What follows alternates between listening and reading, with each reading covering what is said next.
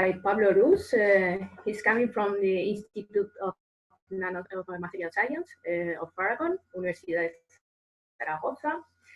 And the title of his talk is Superconducting Properties of In-Plane Tungsten Carbon Nanowires Ground by Helium Focused Ion Beam Induced Deposition.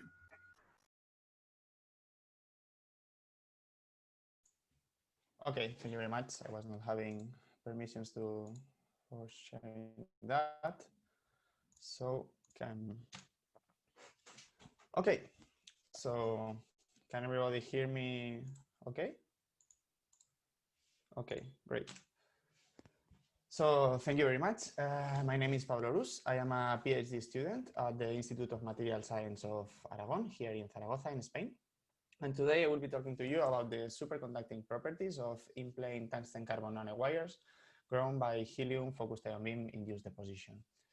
I would like to thank the speakers, the organizers, for giving me the opportunity to speak to you guys here today, as well for the, I assume, very enormous effort it will have meant to make this conference online. So thank you all for that. And let's get started.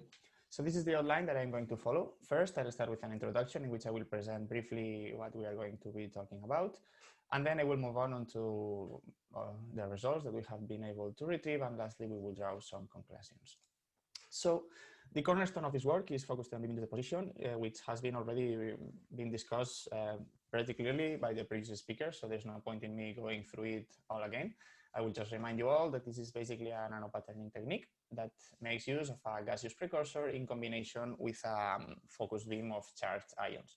So basically what we do is we inject our gaseous precursor over the surface of our substrate, and then we scan over it with using our focused ion beam. And that is going to induce the deposition of the precursor. And as a consequence, you will have the dissociation of these particles.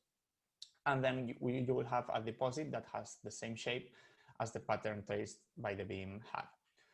So in this work, we will be exploring the possibilities of this technique in the form of helium focused ion beam induced deposition, which as was already also described by the previous speaker. And basically, it makes use of lighter helium ions in comparison to the most widely used gallium ions, which are more available and more commercial. To induce the deposition. And the most obvious advantage of one above the other is that due to their lighter mass, we can achieve enhanced lateral patterning resolution. And also we can reduce effects that are characteristic to gallium phosphide as metal implantation and substrate amorphization. So we will be exploring the capabilities of helium phosphide in the tungsten hexacarbonyl precursor material, which was also talked about in the previous talk. And the reason we will be exploring that one is that several years ago now, in 2004, it was reported that this material is superconducting when deposited with gallium ions. So as you can see here, it has a critical temperature of around 4 to 5 Kelvin, meaning that below that temperature, the electrical resistivity of the material goes to 0, right? Most remarkably, this material is what we call a type 2 superconducting material. That means that when we apply a magnetic field to the material, instead of it being expelled out of it, as it would happen with most conventional superconductors in what we call the Meissner Effect, here what we have is a quantized order penetration of magnetic field flux lines inside the superconducting material. And this is what you guys can see on the picture on the right, which is a scanning tunneling spectroscopy image of a film of tungsten carbide. And every dark spot you see there is what we call a superconducting vortex. That is a thread of magnetic flux screened by a circular supercurrent, right? And the thing about these guys is that the amount of flux that is trapped inside each superconducting vortex is quantized, meaning that it's the same for every single vortex that there is in existence, right? So these guys will be of interest later, so I will discuss later into them, but for now, let's suffice to say that they are there in this material. And we're also motivated to explore this phenomenon due to the fact that maybe in relation with the relatively recent spread and popularization of helium-5 instruments, contrary to gallium ones, the deposition of helium of tungsten carbide using helium ions is mostly unexplored. As of today, we have two published articles in which they refer to the 3D deposition. One of them was the hollow nanowires that Francis mentioned in her talk before. And the other one is this 3D nanohelices, also by Cordova, in which, well, you can see that there is a vertical 3D growth using the precursor. And concerning the in-plane deposition, which is what I most care about, there is only one of them. This is the one that I link here. And here the authors report the usage of this technique for well, they grow very long nanowires as constituents in nanoresonators, right? But other than that, like a systematic report of the growth procedure and technique is lacking from the literature. So we decided that it would be interesting to do it. And this is what I will be presenting to you today. So for starters, well, here I present to you the growth conditions, which are pretty much average, regular. I mean, there's nothing like extremely fancy about them. And you can also see here a couple of representative samples, the type of samples that grew. And you can see they are relatively long nanowires, 3 microns in length. This one in particular is 50 nanometers in width, more or less. And you can see that they are, well, grown nearby some nanolithography pads. And basically what we do then is, let me change the, yes, like this.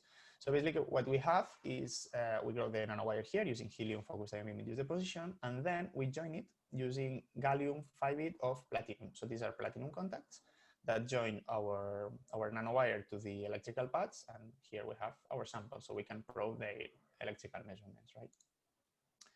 So here we have a starting slide, to say so, in which we assess the lateral patterning capabilities of the technique. And what we have here is a series of SEM pictures in which we have systematically increased the nominal width of the nanowires. So here we input 10 nanometers, then 20, 30, 40, 50, and so on, up to 90. So what we see here is that if we use a relatively low ion dose, then we achieve very reasonably high lateral patterning resolution, right? We see that we are very capable of reaching like 10 nanometers, which is pretty low and very much, pretty much unachievable if we were using gallium. And contrary to that, if we go to higher dose, then we can see it's somewhat more difficult to go below 30 nanometers, right? We can go down to 30, which is something that it would be also very difficult, if not impossible, with gallium, but still not as good as with the lower dose. So here we have our first result. Then what I'm showing you here are some transversal cross sections of the same nanowires, right, in TEM, so we can assess their composition and crystallinity or lack thereof. And here we see some insightful things. First is that there are two very different layers in the nanowires, right? We can see that there is one with a dark contrast and the other one with a much more lighter tone. By assessing the composition of these layers by using EDX, we found that the upper layer has enhanced oxygen content than the one in the bottom, meaning that it has most likely gone oxidation during handling of the samples and their consequent exposure to air. So this is something that we must keep in mind. If we were to grow more, then we must take into account that they are very sensitive to air indeed. We can also see that the thickness of the deposits, right, you can see here and here, is also, as expected, affected by the dose, right? So if we increase the dose, then we get thicker nanowires. And concerning microstructure, that we cannot see it here because these images are low resolution, but we found that there is a crystallinity in the form of very small size nanograins, but not a single crystal appearance. And last, it's very interesting, of course, to have very high lateral patterning resolution, which is achieved also using low ion beam currents, because the lower the current, the smaller the size of the probe. but we also need the nanowires to be conducting, right? Because if we make them insulating, then they won't serve our purposes for superconductivity studies. So we need to find like a compromise between average or good patterning resolution and sufficiently high metallic content for them to superconduct, right? So what we did here was to grow a series of micron-sized squares and then analyze their composition by EDX. And we see a very clear trend for both ion doses. That is that with increasing current, we increase the metallic content, tending towards a saturation of around 40% in atomic content, right? We see some differences, like for instance, in the case of the lower dose, we see that there is more oxygen than tungsten, and that is the opposite for the higher dose, but we must also take into account that they are oxidized. So this is like an average of the whole nanostructure and not only the layer that we are interested in. For our studies, we decided to go with 15 picoamps, so something around here, which proved a reasonably high metallic content while keeping the nanostructure in interesting lateral patterning resolutions. So now let's move on to superconductivity, which is the meat of the matter for this purpose.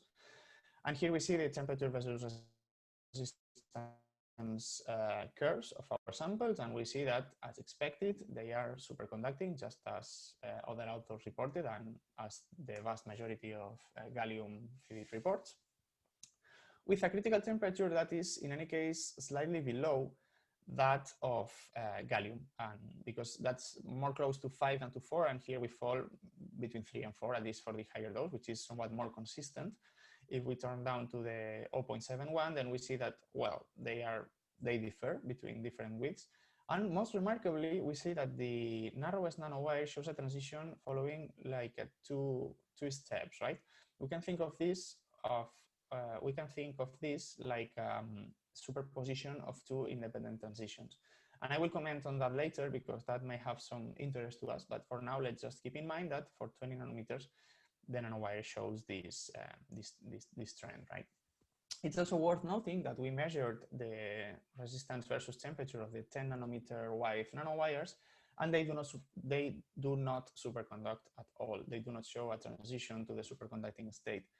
And that is something that is also somewhat reasonable, because the coherence length, which is a critical superconducting parameter that somewhat puts a length scale to the superconductivity, is for this material of around 6 nanometers. And the closer you are to that length, the closer you are to limiting the superconductivity of your material. So if you go below it or very close to it, then the material is not superconducting anymore. So if we reach 10 nanometers as we did, then the material is not superconducting, but above it, it maintains superconductivity. And now let's move on to the magnetoresistance curves, which are basically the resistance versus the magnetic field. And here I'm going to talk about some kind of measurements that we like very much in our research group, which are the non-local measurements. But to talk about those, I will need to talk first about the local mode measurements, which are depicted right here. And to most of you, I think this will be like the standard or intuitive for prof measurement, right? So basically we made a current flow along the nanowire, and then we measured the voltage drop between its ends. And that's what we get, right? So here we have for a nanowire, we see that if we increase the magnetic field, then eventually the nanowire goes into the normal state as expected, because the superconducting state is bound by the temperature, the current, and of course the magnetic field. So now let me propose you a different geometry, which is what we call the non-local mode. So basically what we do in non-local mode is we inject the current through one end of the nanowire, and then we measure the voltage drop at the other, right?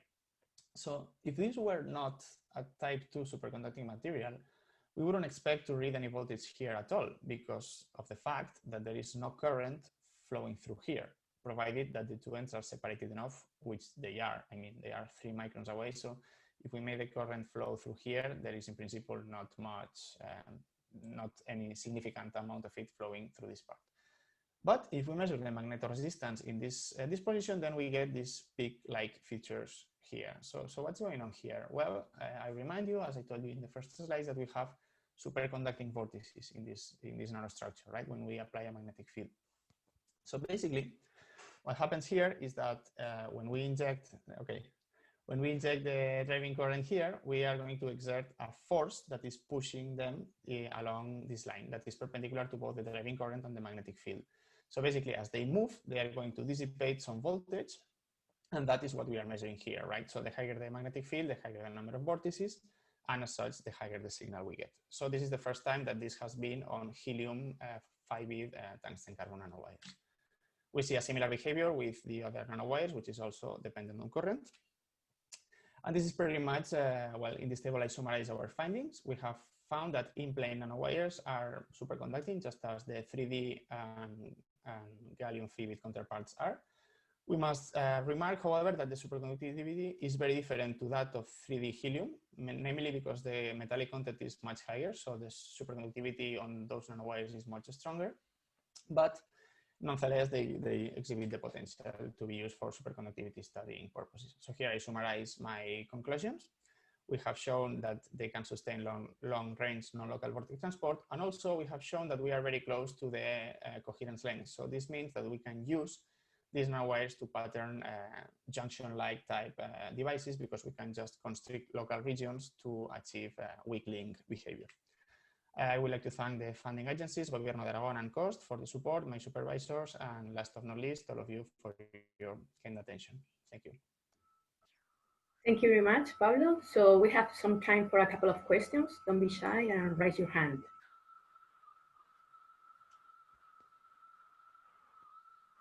Well, in the meanwhile, Pablo, I have seen really interesting your work. And well, I have seen that the impressive magneto-electrical transform resonance. So how do you think that this oxidation upper layer can affect these electrical properties? Well, I mean, basically, in the conditions that we are right now, we are only considering that the conductivity and transport behavior are occurring only in the non-oxidized region. So if we were able to reduce the extent of the oxidized layer, then I think we will get more solid and more robust measurements, right? I mean, the nanowire, I believe it would conduct better, and as such, superconductivity would be stronger. Okay, thank you very much, Pablo. So just thank Pablo again for his nice contributions, and let's move to the next speaker. So the next speaker is Pablo de Vera. So Pablo, can you share your screen, please? Pablo de Vera is from Departamento de Física, Universidad de Murcia. And the title of his talk is Detailed Simulations of the Focus Beam Induced Deposition Process obtained by combining Monte Carlo and molecular dynamics techniques. So go ahead, Carlo. Okay, thank you very much, Rosa, for the presentation. Good morning, everybody. And I would like to start thanking all the organizers for the possibility of presenting here our work on the simulation of the focused beam induced deposition.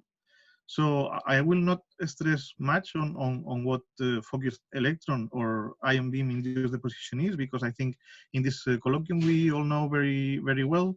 But just to remark that this is a very advanced technique for the 3D printing of advanced nanostructures with unique properties. And that for that, usually organometallic precursor molecules are used for this deposition. So here in this work, we focus on one particular combination of precursor and substrate. And this is tungsten hexacarbonyl molecules on top of an hydroxylated silica surface. And in this case, it will be irradiated by electron beams of a 5 nanometer diameter of different energies and different currents. Although in principle, what we will describe here will be quite equivalent to ion beam induced deposition, except for the fact that here we use electrons and there will be some small differences. Just also to remark that this specific precursor is used for producing a very nice and advanced materials, some of which have been just presented. For example, the production of superconducting nanowires, or for the creation of nanostructures with enhanced mechanical properties. But it's important to bear in mind that the final properties of these devices will be very dependent on the size, the microstructure, and the composition of the deposit. And also that the smaller the size of this deposit is, the more difficult it will be to control these properties. And this arises from the complexity of the physicochemical mechanisms that underlie this process. Because there is an interlink of plenty of dynamical and reactivity phenomena which produce the growth of the nanostructure. So for example, we have on the one hand the deposition of the precursor molecules on the substrate, which can then diffuse on it or can be also dissolved. But we have also the interaction, the transport of the primary charged particles on the substrate, which gives place to the production of backscatter electrons and also low energy secondary electrons. And all these will interact through different mechanisms with the precursor molecules, for example, through dissociative ionization, dissociative electron attachment, and the combination of all these processes, which are happen in very different time, space, and energy scales, will give place to the growth of the nanostructure, which is the final goal. If we can get a better understanding of these mechanisms, then we can answer some fundamental questions that we can make ourselves about the growth process. As for example, how does the beam energy affect the deposit composition, microstructure, or resolution? Or how does the current? So we have seen already examples on how different beams of different energies and currents promote different growth conditions. Also, we can ask ourselves how different precursor or substrates affect the growth process, or are there any thermomechanical effects? Because we can expect also local heating around the primary beam. So, of course, we can answer these questions by making a lot of experiments, but this is, of course, time-consuming, money-consuming.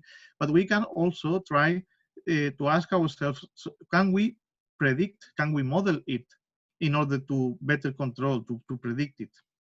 And so this is what we try to do here in this contribution by developing a computer simulation model, which in this particular case will be, as I commented, focused on the use of tungsten hexacarbonyl precursors on an hydroxylated silica surface. So this model that we developed here is based on the combination of Monte Carlo and molecular dynamics techniques. And this is so because basically we can split the problem in two kind of separate stages. So one of them is the propagation of the primary, in this case, primary electrons on the substrate, and the generation of secondary electrons and backscatter electrons, which can be straightforwardly simulated by means of Monte Carlo simulations. In this case, using our code, SID, which I will explain in a moment. And then when we know these distributions of space and energy distributions of electrons, so then we can see the effects, so the dynamics of the molecules, their fragmentation and their reactivity through irradiation-driven molecular dynamics, which is performed by means of the MBN Explorer code. So let's then first explain these Monte Carlo simulations. So we use our SID code, which stands for Secondary Electron Energy Deposition Simulation Code, which accounts for the main interaction mechanisms between electrons and the solid state target, as they are elastic scattering, electron phonon scattering, the transmission or reflection of electrons in the surface potential of the substrate, and also very importantly, the inelastic collision. So the electronic excitation, ionization induced by secondary by electrons in the substrate. And this is done through the dielectric formalism that provides very accurate cross sections for the electronic processes. And this is just an example of the kind of inelastic data that we can obtain with this model. So this is the inelastic mean free path for electrons on silica in a wide energy range in comparison with the available experimental data, which are the symbols. And we can actually get quite reliable cross-sections for this process. This allows us to obtain very useful information regarding the electron transport and electron production. And one of these important quantities is the secondary electron yield that we can get in rather good agreement with the available experimental data for silica, and also gives us very important qualitative information about the growth process. And this is so because, for example, we can see that for a low energy primary electron beam, as for example, 1 kilo electron volt beam, we will have the production of large numbers of secondary electrons. While if we go to a high energy beam, as it is, for example, 30 kilo electron volt, the secondary electron yield will be much smaller than 1. So very different effects on the growth of the nanostructure will be expected. For example, for the low energy beams, so we will have a large production of secondary electrons, and many of them will be produced outside of the irradiated area. So the primary beam area is heat marked by a green surface. And we see that actually a lot of secondary and backscattered electrons will be ejected outside this area for a low energy beam. In contrast, for a high energy beam, the number of secondary and backscattered electrons will be very small, and it will be mainly, so the effects restricted to the primary beam area. We can also obtain very useful information on the energy distributions of the electrons from the Monte Carlo simulations. And here I show for different primary beams the energy distributions of all the electrons which are crossing the substrate surface upon irradiation. And we can see, of course, here the peaks for the primary electrons, and then a distribution, a tail of backscattered electrons, and a very large contribution of very low energy electrons, mainly under 10 electron volts, secondary electrons. And then we can also superimpose this with the energy-dependent fragmentation cross-section for these precursor molecules.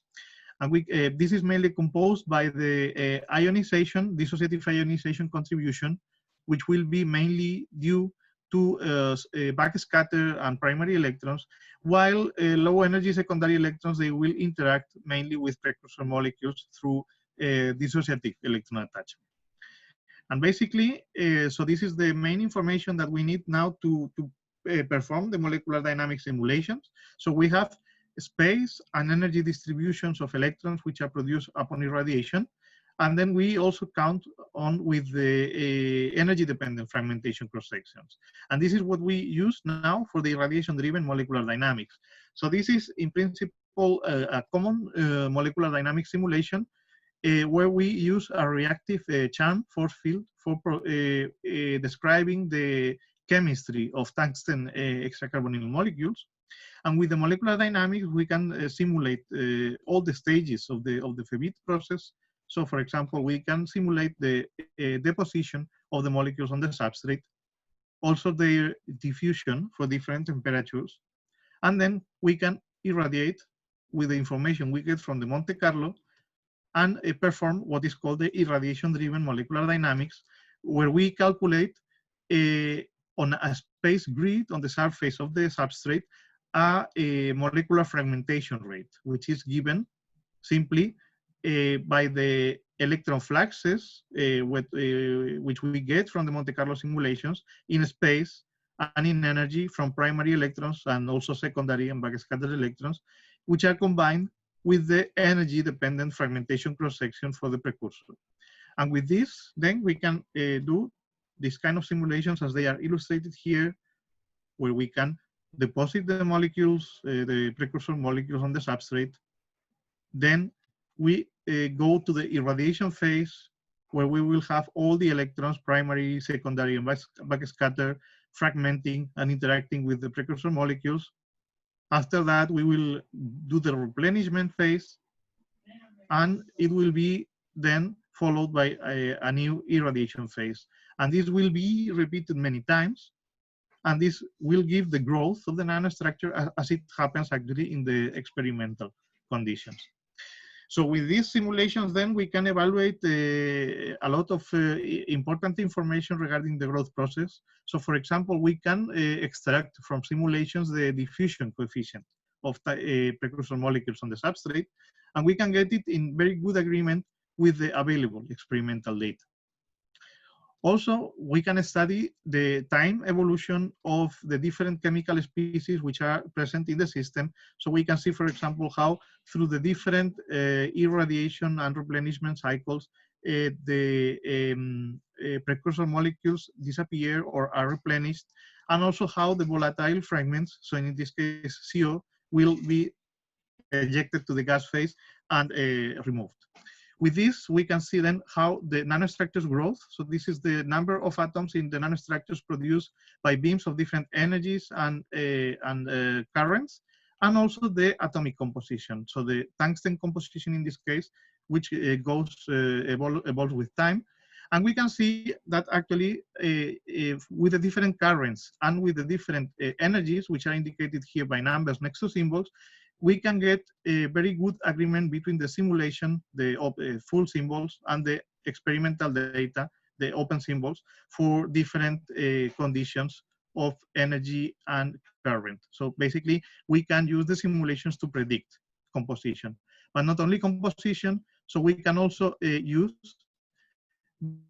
the space distributions of fragmentation rates for different beams of low energy or high energy to predict also the edge broadening and the microstructure of the deposits. So this is a top view with atomic resolution. So we can see, for example, that for high energy beams, we will get a deposit which is mainly constricted to the irradiated area, so this green circle, while for low energy beams, we will have a much more sparse, ramified, and a nanostructure which with a much more larger edge broadening. So just then to recap, to summarize, so FEBID or FIBID are complex problems with an interlink of a lot of phenomena, and we want to get a better knowledge of the underlying nanostructure growth mechanisms. So for that, we combine the Monte Carlo code seed and the MBN Explorer code for performing molecular dynamics, and making use of the basic atomic and molecular and condensed matter physics data which is available. We can perform highly detailed simulations and, for example, predict the metal content map as a function of beam energy or current, and get atomistic level information on the deposit morphology and edge broadening. And just to mention that this was presented for electron beams, but we can also perform this simulation for FIBID, for ions, as we also count with experience and with the codes for ion transport, as for example, the simulation of energetic ions and clusters through solids code that we develop in Murcia and Alicante. And this is all. Thank you very much for your attention. Thank you very much, Carlo, for your very nice talk. So we have some time for a couple of questions. So please, again, raise your hand.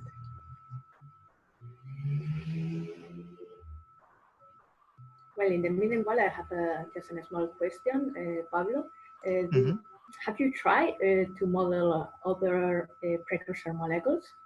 Well, at the moment, no, because so these simulations are actually the first reported ones combining Monte Carlo and molecular dynamics. Well,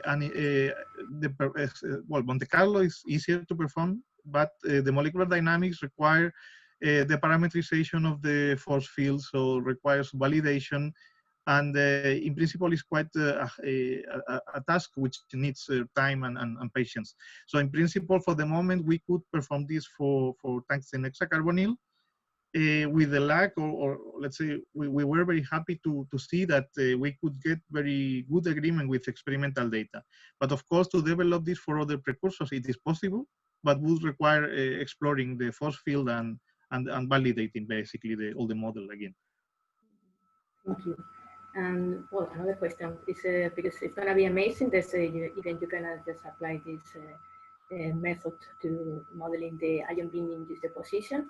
And do you think that the results are going to be quite different if you use different ion beam species? I think in this sense, this model is also very well suited for the ion irradiation. And the only thing is that we need to change the Monte Carlo simulation.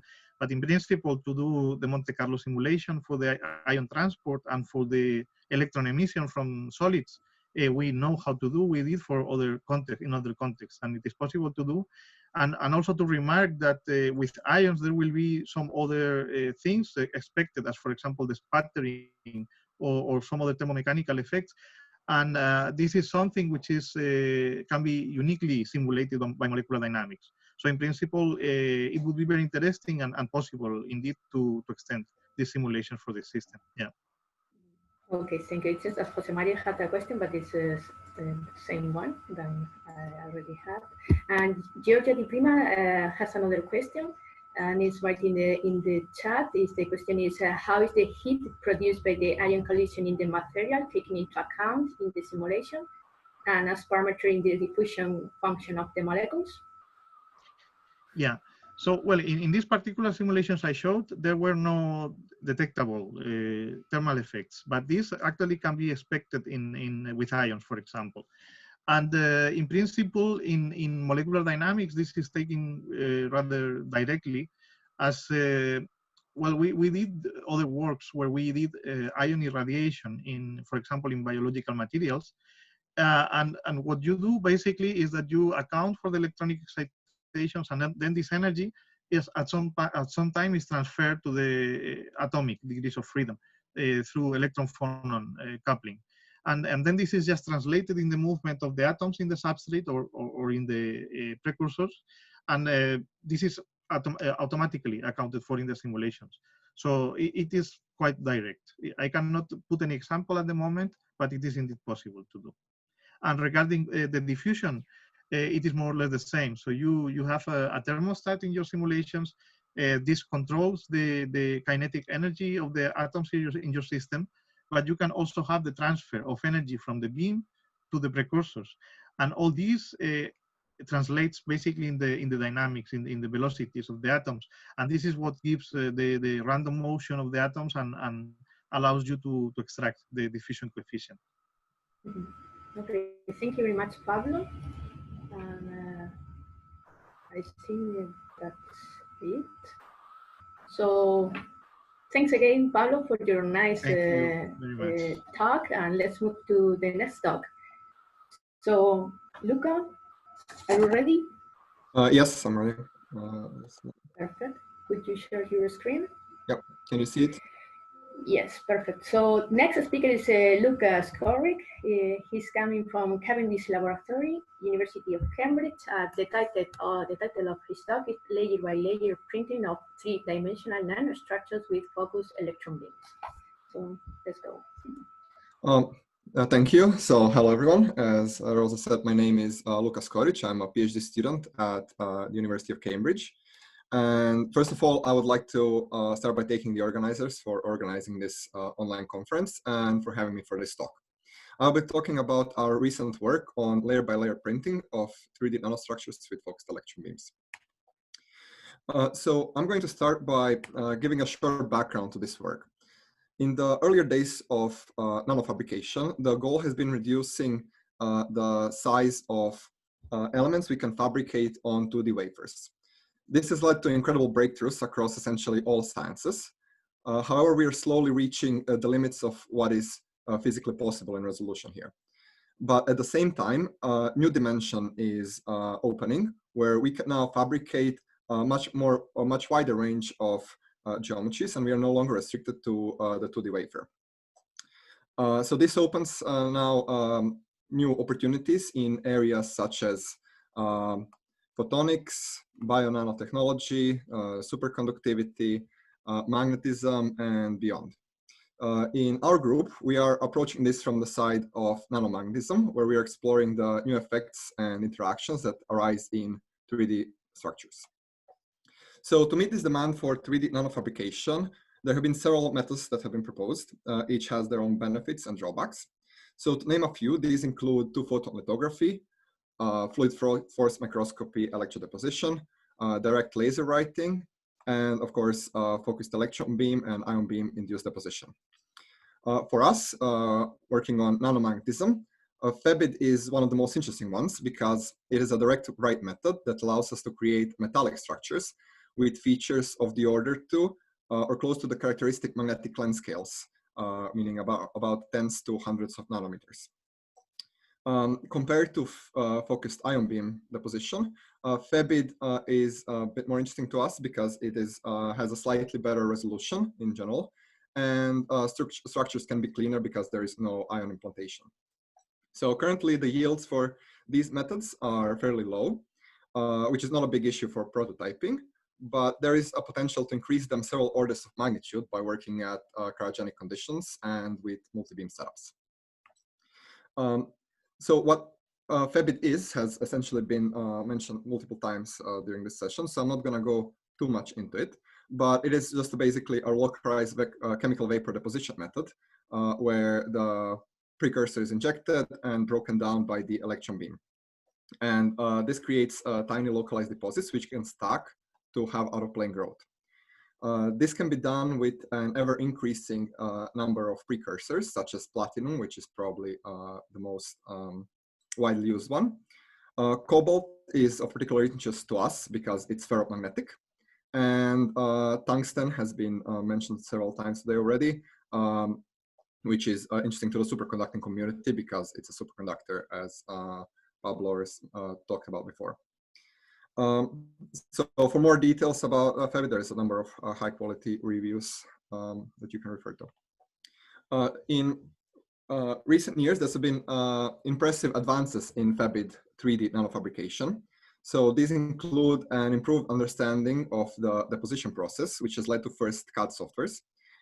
In these, users can create complex networks of nanowires and produce beam scanning instructions for them. I would like to highlight, so this is a work by, led by Jason Fox from the Oak Ridge National Laboratory, but I would also like to highlight a few other from group in Frankfurt by Keller and Uth, who are working on slightly different approach for fabricating nanowires, as well as the Nissen and Nankaro from Australia, who are working on adapting G-code for similar purposes. And this has led to a number of works, a number of applications in areas such as in photonic structures and high aspect ratio, scanning probe microscopy sensors, as well as in the area of magnetism, where this is our work on looking at domain wall conduits fabricated by FEBID, as well as a direct writing of artificial magnetic lattices by Uth et al. But the question is, as you can see here, most of these are restricted to nanowires. But what we're interested in, can we fabricate a much wider range of geometries? And can we go beyond nanowires to use FEBID as a full-featured 3D nanofabrication technique? To realize this, we will focus on fabrication of one particular structure, human hand. The reason for this is that the human hand is complex and has many features that need to be realized correctly to make it look right. So this includes the bulk of the palm, wire-like fingers, so arch in this configuration, as well as all the dimensions have to be right, otherwise it's just not going to look good. And we will be aiming to do this with making it about 3 micrometers high, meaning that the separation between fingers needs to be about 100 nanometers, which is close to our limit of resolution. So let's first think about how this would be done in conventional extruder-based 3D printers. So firstly, we would start with this model designed in any standard 3D CAD software. This would then be passed to a slicer software, which is calibrated for the printer and the material that we are using. So here is an example of Cura interface, where you can set properties such as printing temperature, speed, and so on. And then finally, the pattern is passed to the printer, which prints a faithful replica of the model, of course, if the model is sensible and calibration is optimal. So this is what we want to do, but we want to do it with FEBID, and we want to do it 50,000 times smaller. So let's, what do we need to make this possible? Well, first of all, we need a model of growth, which needs to be computationally feasible, meaning that we need to be able to invert it to get the dwell times. And we need to be able to do it in no more than a few minutes on a standard hardware. The model also has to have a relatively small number of meaningful parameters, because as has been mentioned in the previous talk, FEBIT has a large number of physical parameters, which are very difficult to measure with high enough accuracy to have good predictions. Secondly, we need a calibration procedure that determines the parameters of this model, which needs to be efficient, but we also need to be able to, in terms of like, it doesn't require too many experiments, but it also needs to be transferable to more complex geometries. And finally, we need slicer software. This software needs to use standard CAD files. Here we choose STL files, which are pretty much the standard in 3D in conventional 3D printing. And it needs to export beam scanning instructions, which are compatible with scanning electron microscope software. So starting from the top, a well-established model for spot deposition in FEBIT, meaning of the sort of stationary electron beam, is a continuum Langmuir model of adsorption. So here the total distribution of gas coverage is determined as a competition between the adsorption of precursor from the gas phase into the substrate, onto the substrate, thermal desorption of molecules from the substrate back into the gas phase, and dissociation or breaking down of these molecules by the electrons, which creates our deposit and our growth, as well as the different motion of the molecules along the substrate. So this is our model of spot deposition, but we will also need to know how these deposits interact with one another to create a general 3D structure. So to simplify this general problem, we would we build our structures by going layer by layer, which is similar to conventional 3D printer. And this reduces at each layer our problem to solving the proximity effect correction, essentially. So not unlike proximity effect correction in electron beam lithography. So all the deposition in the layer are summed over and weighted by their distributions, which we get from the spot dwell model, which gives us a total layer height. This then reduces to a set of linear equations that can be solved by a solver like linear least square solver in MATLAB, and gives us the required beam dwell times at each point to produce that layer.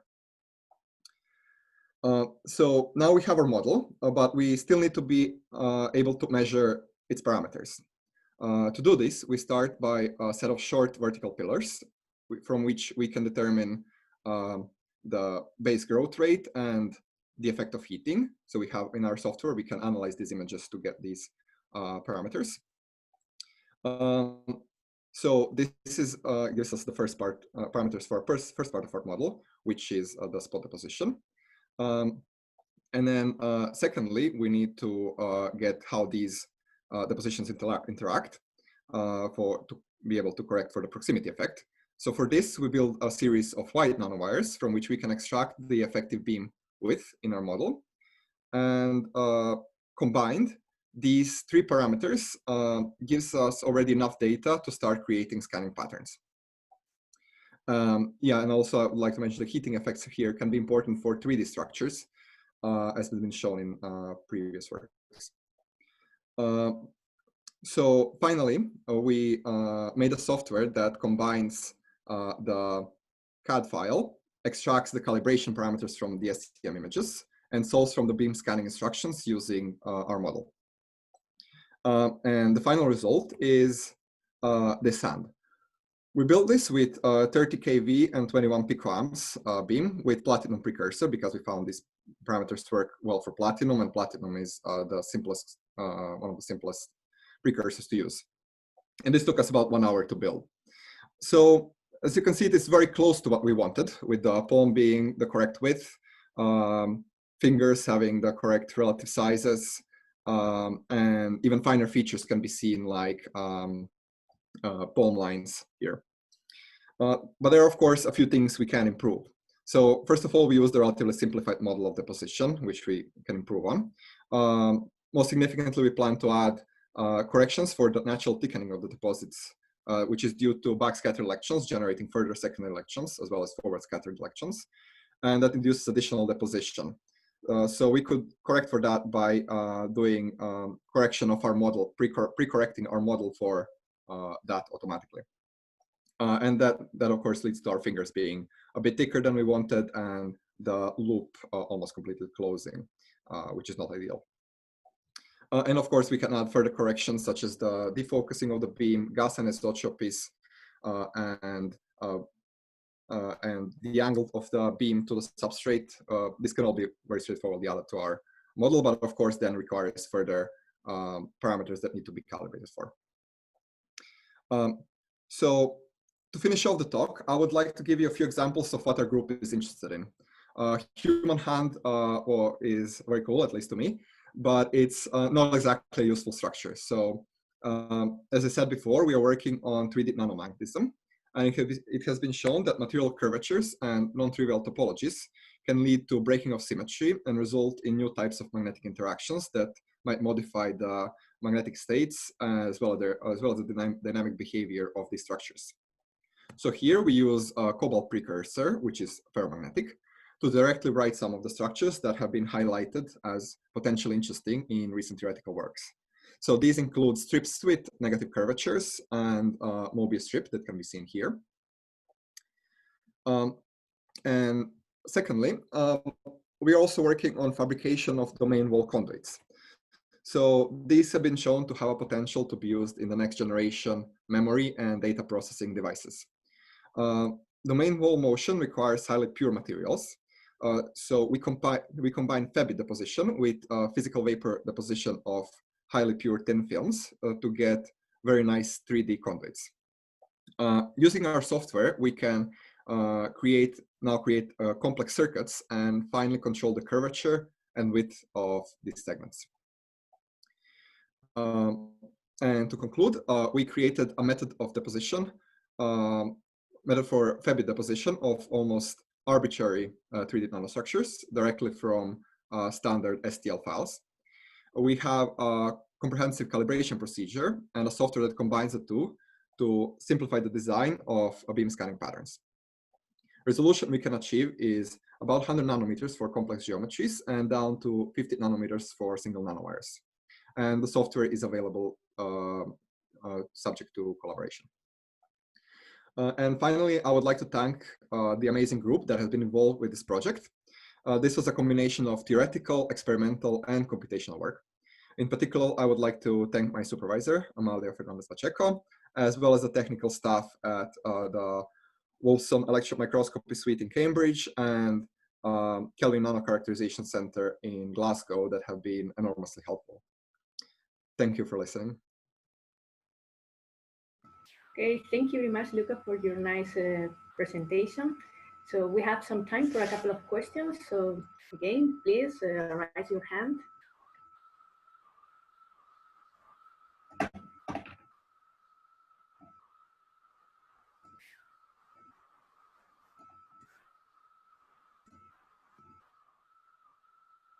Okay, in the meanwhile, I would like just to make a question regarding how the voltage and the current is going to affect the resolution of your methodology. Yes, so that's a very good question. So if we go to lower currents, the effective beam width usually gets wider, so the resolution gets slightly worse. So that's why we use very high energy 30 kV electrons. Also, the fact that the electron beam just goes through the deposit can often lead to less, actually smaller heating. But of course, when we use higher electrons, then arches like this can have issues because the electrons go through and can create unwanted deposits below where the beam is scanning.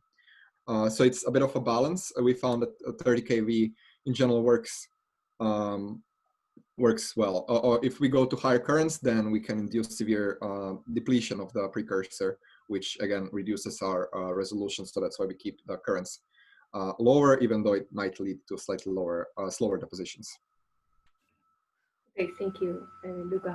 Jose Mari has a question, so go ahead. Is it straightforward to extend your software for the growth with ions, focus ion being induced deposition, so helium ion microscope or whatever? Yes, so we haven't really done a lot of work on that. I would assume that it's gonna work. Of course, there is some things that would need to be tweaked because the interaction of the ions with the substrate is a bit different, and you also have to take into account the ions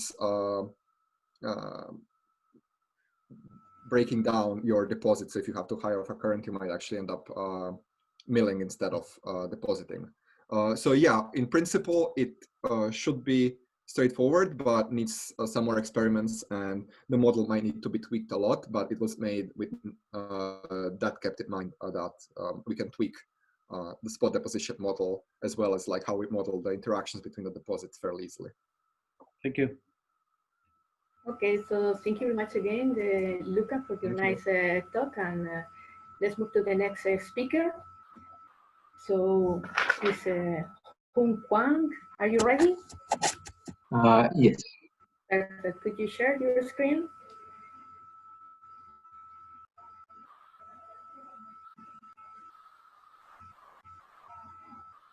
Okay, so the next speaker is Hung Kwang Huan.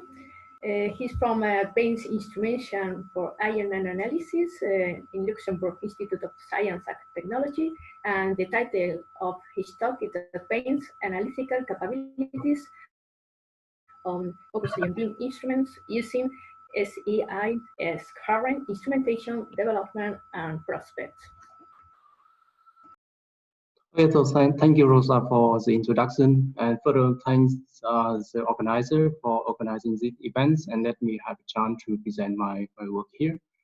So today I will talk about the instrumentation development of a SIM system on FIP instruments at our place.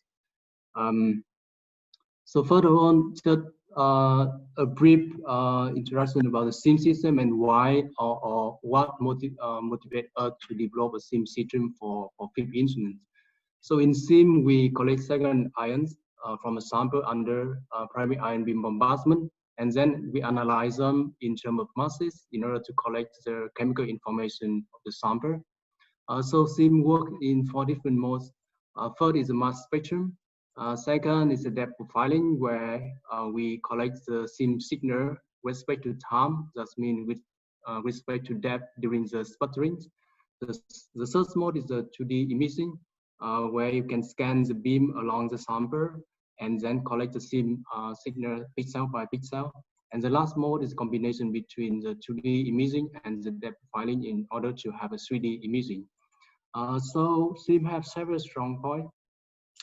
It can detect on the elements and isotope from hydrogen to uranium. It can perform the isotopic measurements. It has excellent sensitivity from ppm to ppp. It also have high dynamic range, allow us to detect from trace level to the major constituent of the sample. And it also have high spatial resolution. So in terms of weak point, SIM have a major weak point of its difficulty in quantification due to the matrix effect. So what is the motivation to install the SIM on FIP instruments? So first of all, you will add further analytical capability to FIP instruments on top of what you already have. The second is FIP instruments typically have verified focus spots. So that means they are actually ideal tools for SIM imaging, answering the highest spatial resolution. And another very important point, we can correlate the SIM signal with other analytical techniques on the FIP instruments like the SE image, EDX, and so on, in order to create a complete view of the sample. So what SIM system should we choose for the FIP instrument? So just take a look at the requirement. Furthermore, we should have a parallel detection capability. That means the mass spectrometer can detect all the ion masses at the same time rather than just one by one in sequence like a quadrupole. Second, it should have high correction efficiency and high transmission to ensure that we can detect all the ions come out from the sample, or almost all the ions come out from the sample. And the third one is we should operate the SIM in the DC mode to avoid the duty cycles. If we have low duty cycle, like in the time of flight, so we would either need to have a very long acquisition time, or we would lose the sensitivity of with source acquisition time. So with both requirements, for us, the multi-sector mass spectrometer should be the best choice for a SIM system for FIP instruments. So we have developed such a system and installed them in 3 different instruments.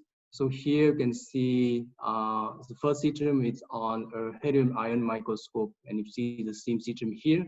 The second one is a dual beam with a gallium column, and you see the same system here as well. And the third system is it's a prototype for nanoparticle scope, so we call it MB scope. So in this particular prototype, we aim to detect multiple signals from the sample, including the SIM, the SC, and also the transmitted ion signal.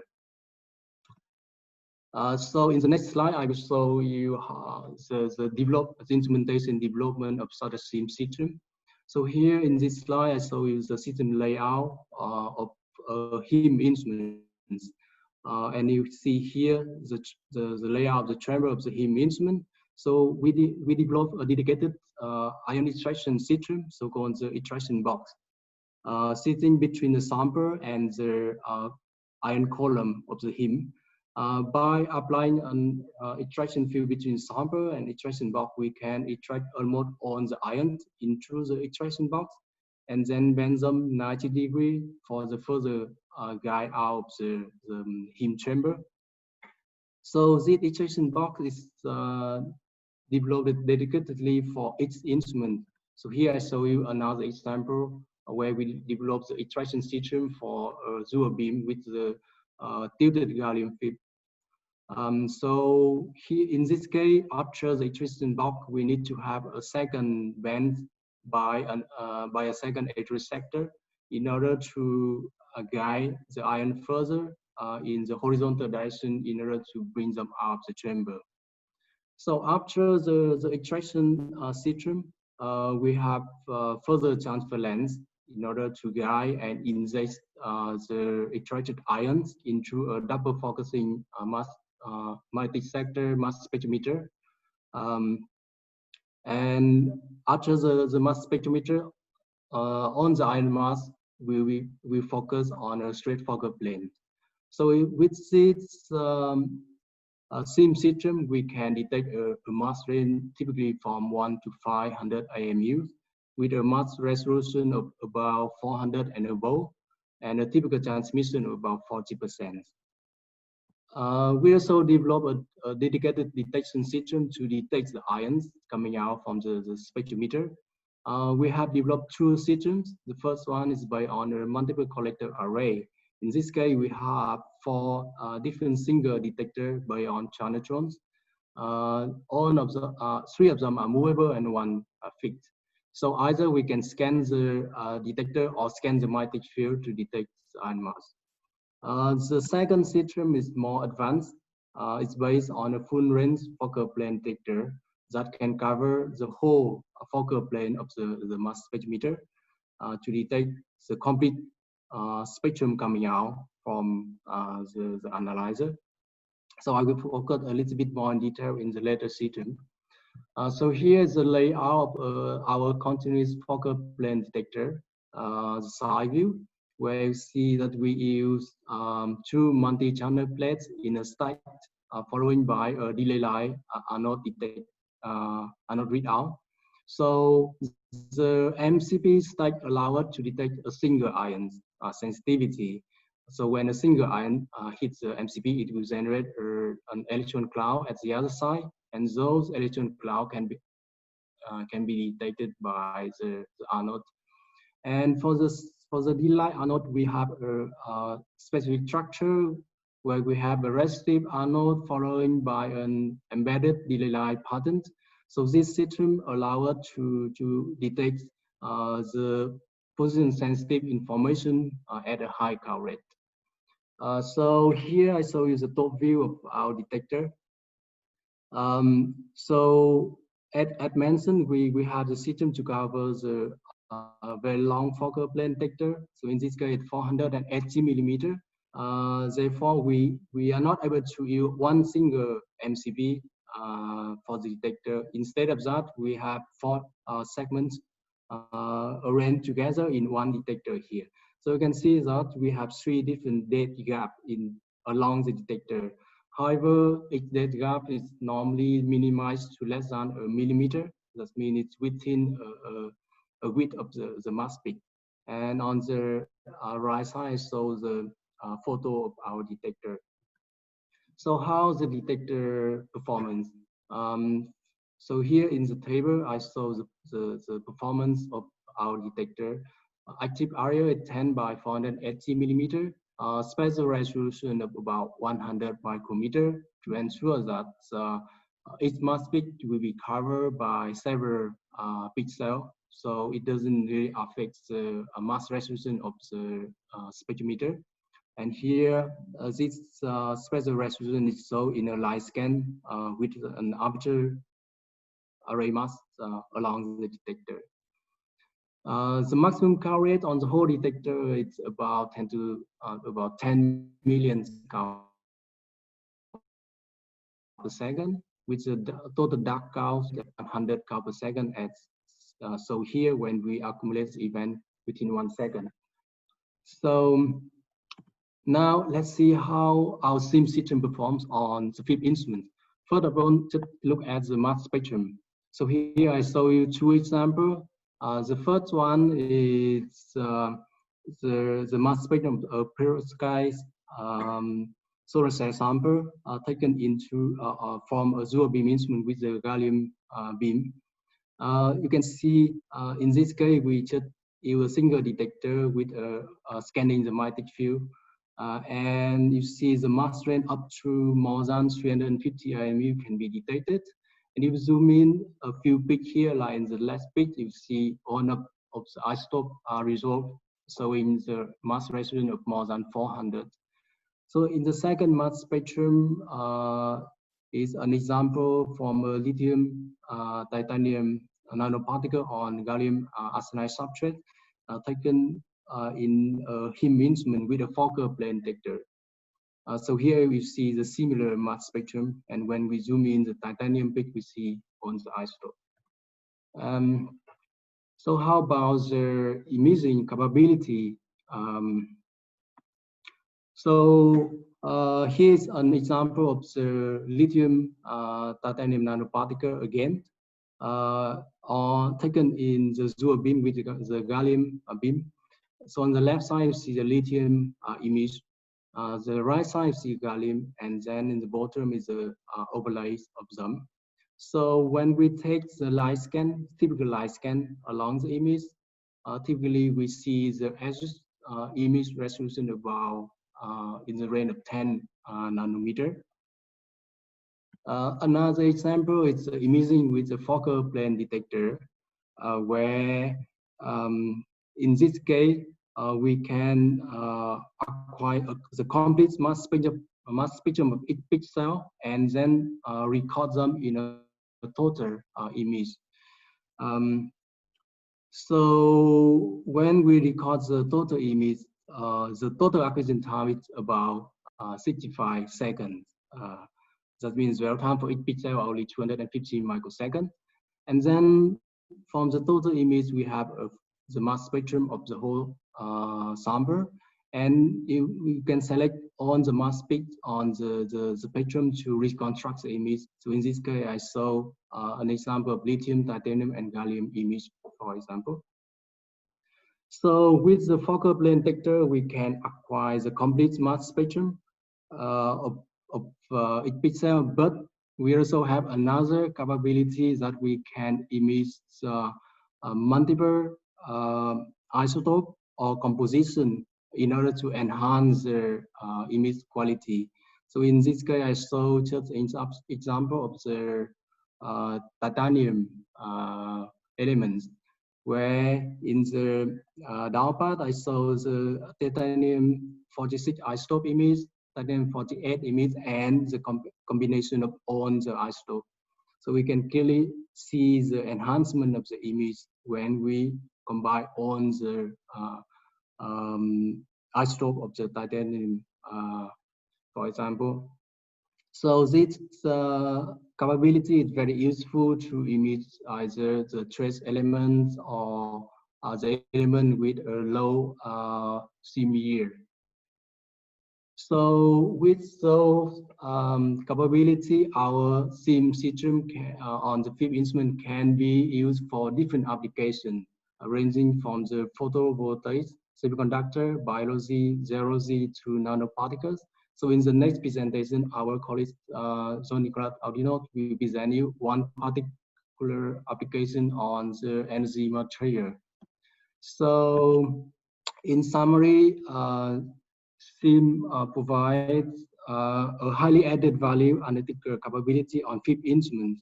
So we have developed such a SIM system that can detect on the element and isotope in parallel, either multiple element with collector array or one element with continued focal plane detector.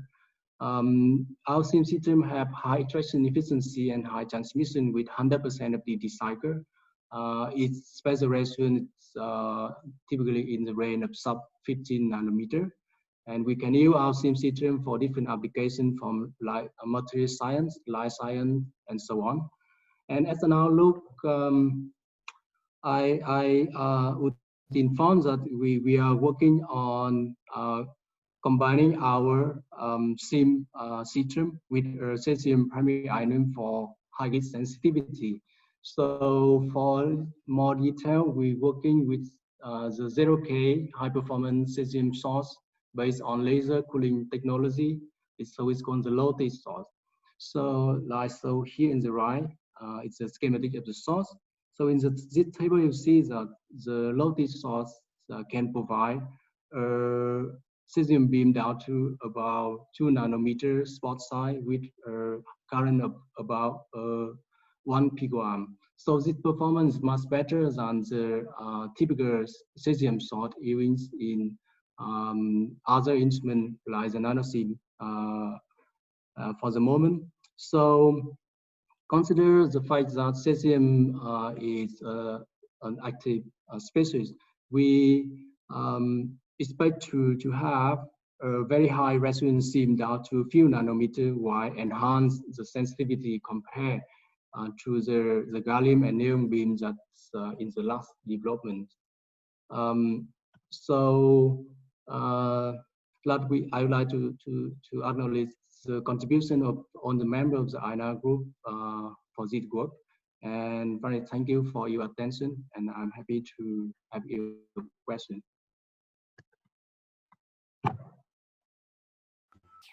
Okay, thank you very much, Hong, for your nice talk.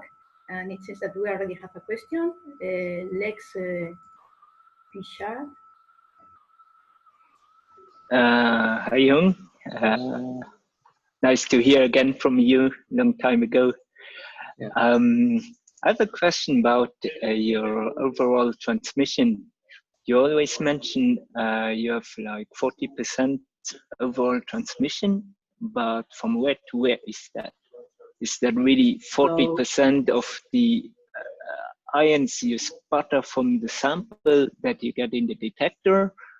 Or is it only the mass spectrometer, or is it the transfer optics? So that is the transmission that we estimate by simulation. So it from the ion come from the sample to the detector. So we can detect like 40% of the ions from the sample to the detector. but that is fully estimated by the resolution. Practically or experimentally, when we look at the indium phosphide sample, for example, we can detect with the gallium beam, for example, we can detect a few thousand counts per second for 1 picoarm of the gallium.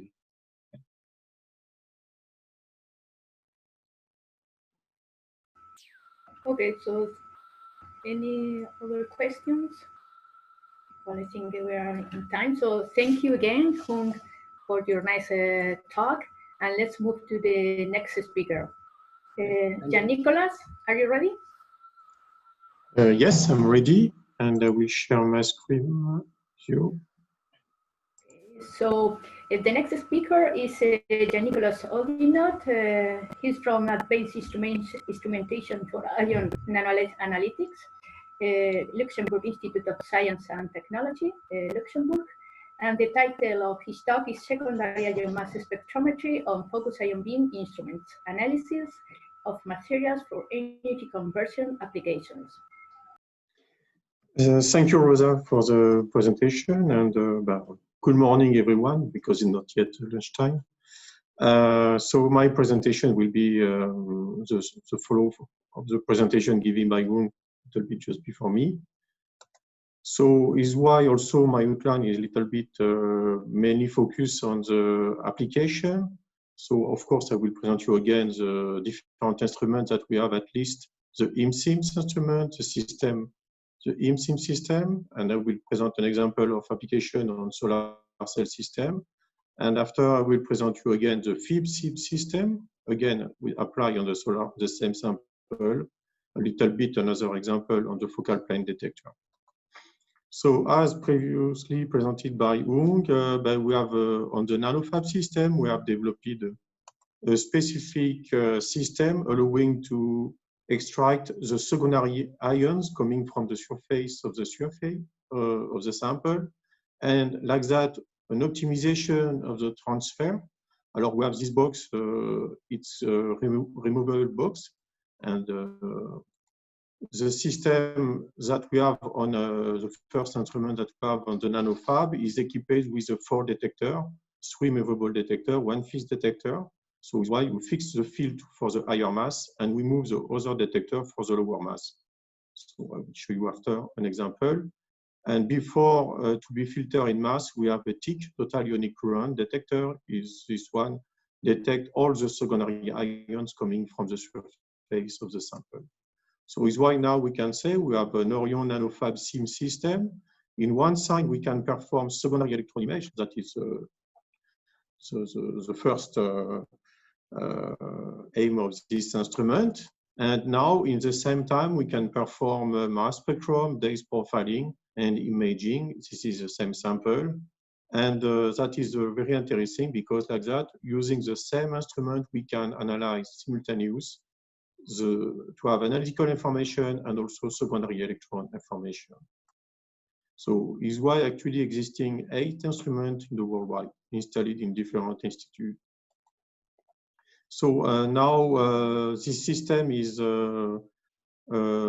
sold by Zeiss and is in collaboration with the spin-off Lions Nano System.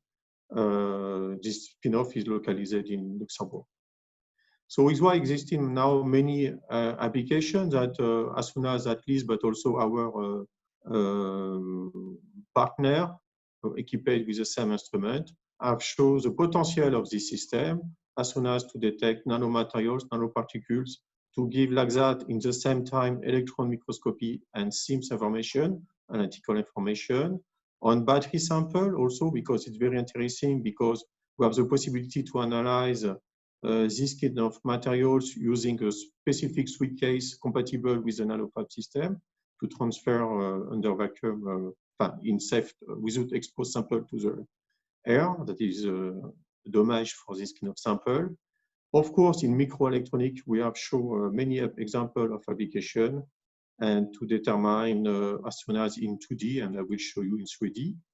In soil sample, we have started some different topics. For example, we have shown that we have the possibility to detect isotope, that is normal for a SIM system.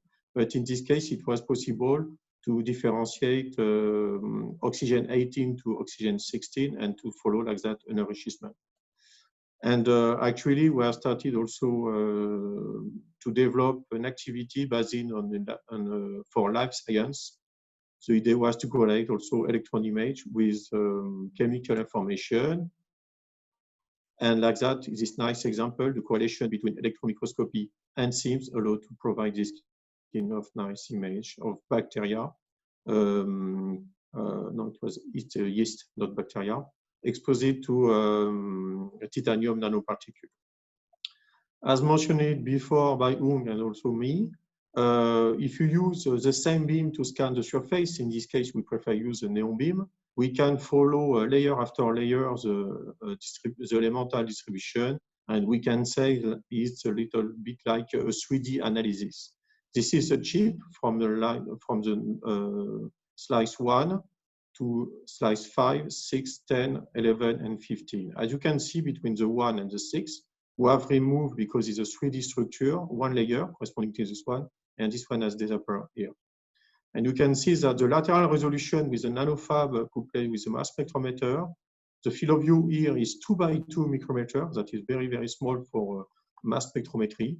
And we can see some line, this line is close to 20 nanometer.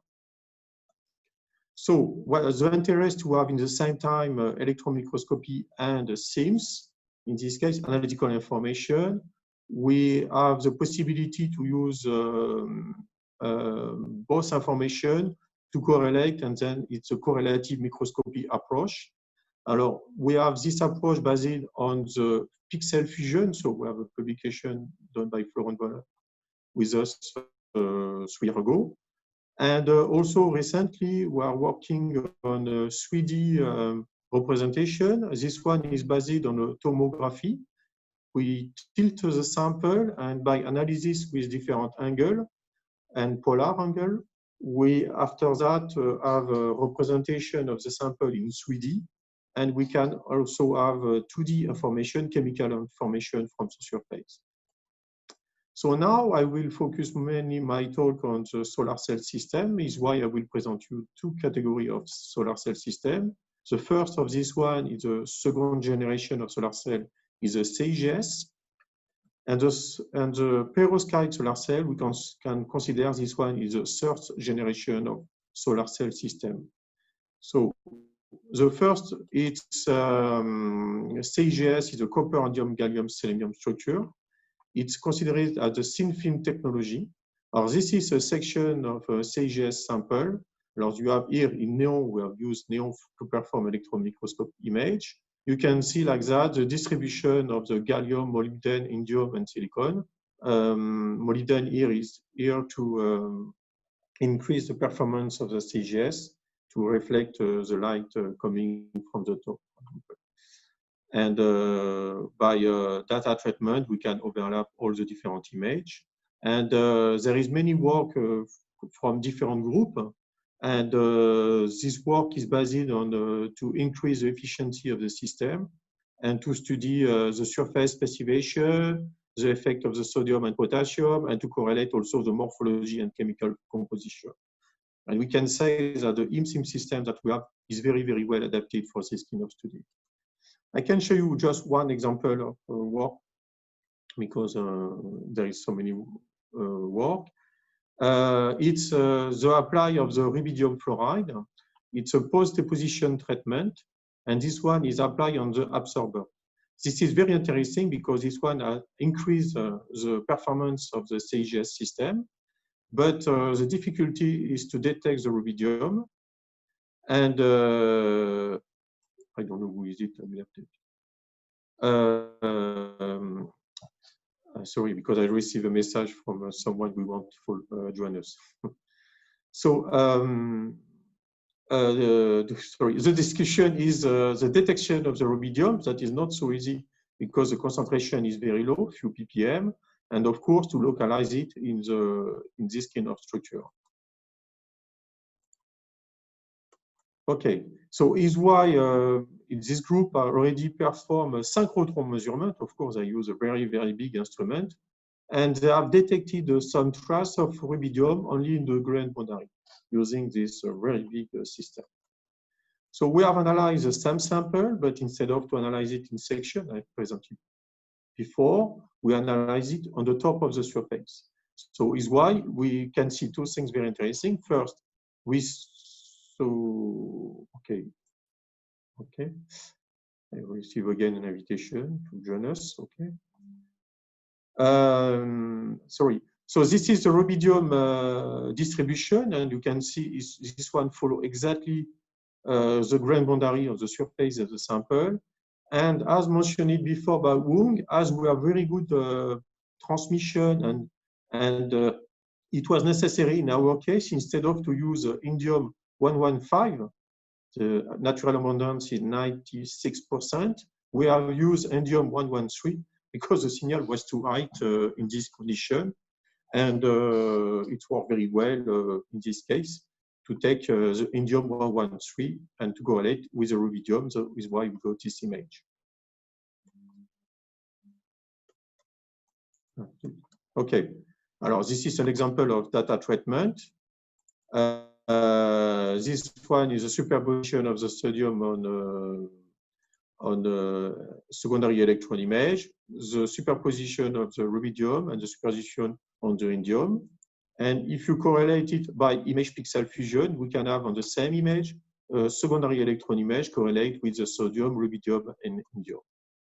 And regarding the sensitivity of the systems that we have, if you consider this is a field of view of 5 by 5 micrometer, if you perform a line scan across the grain, so like that, through the grain boundary, we got this profile of the intensity according to the profile at the different arrow, green and blue. And if you compare the result obtained by synchrotron, alors the advantage with synchrotron, you have absolute value. In our case, is more a relative value. So we can say that our detection limit is more something like 20 ppm for the rubidium in this kind of sample. And here they have detected it's very low. The signal maximum to background is not so high. If you consider the grid, it's really higher in our system. Now I will present you another category of technology. It's a solar cell system based on lead allied based perovskite solar cell system. This is, we can say, the third generation of solar cell. This one is the active layer corresponding to transform light to electricity. It's a mix between, it's a perovskite with a mix between organic and inorganic phase. And that is very important. I will tell you again after a while. And this is a section of a typical example of device system. And actually, many group on this work on this kind of technology to increase the efficiency, because this technology exists now, we can say, for 7 years, 8 years. So, and now the efficiency is 21, 22%. So we have increased very, very fast. And the advantage is kind of technology is very cheap because it uses organic system. Of course, it's important to increase the lifetime of the device because for production and of course the productivity of the deposit. So it's why existing many different work from different groups. And this is an example to increase the efficiency. They change the ratio of iodine and bromine. And we can see when this one is more than the, well, substoichiometry, the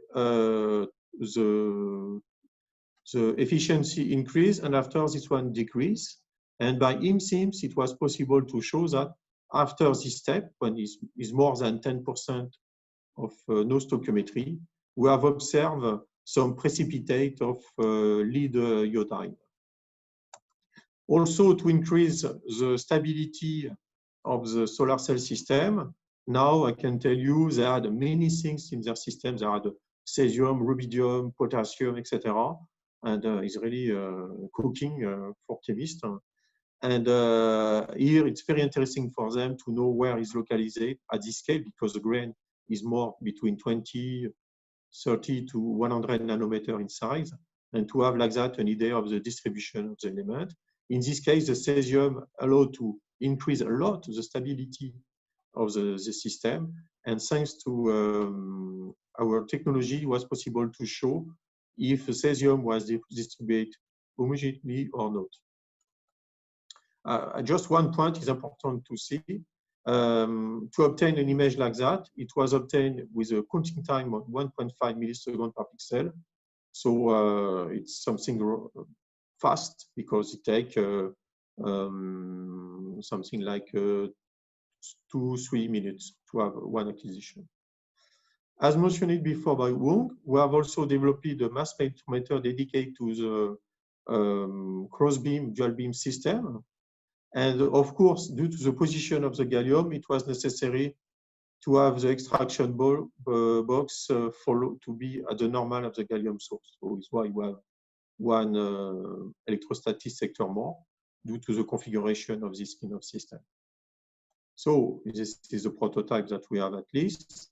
And the lateral resolution, we can say in SIMS, it's similar that with a nanofab, because due to the collision cascade in lateral,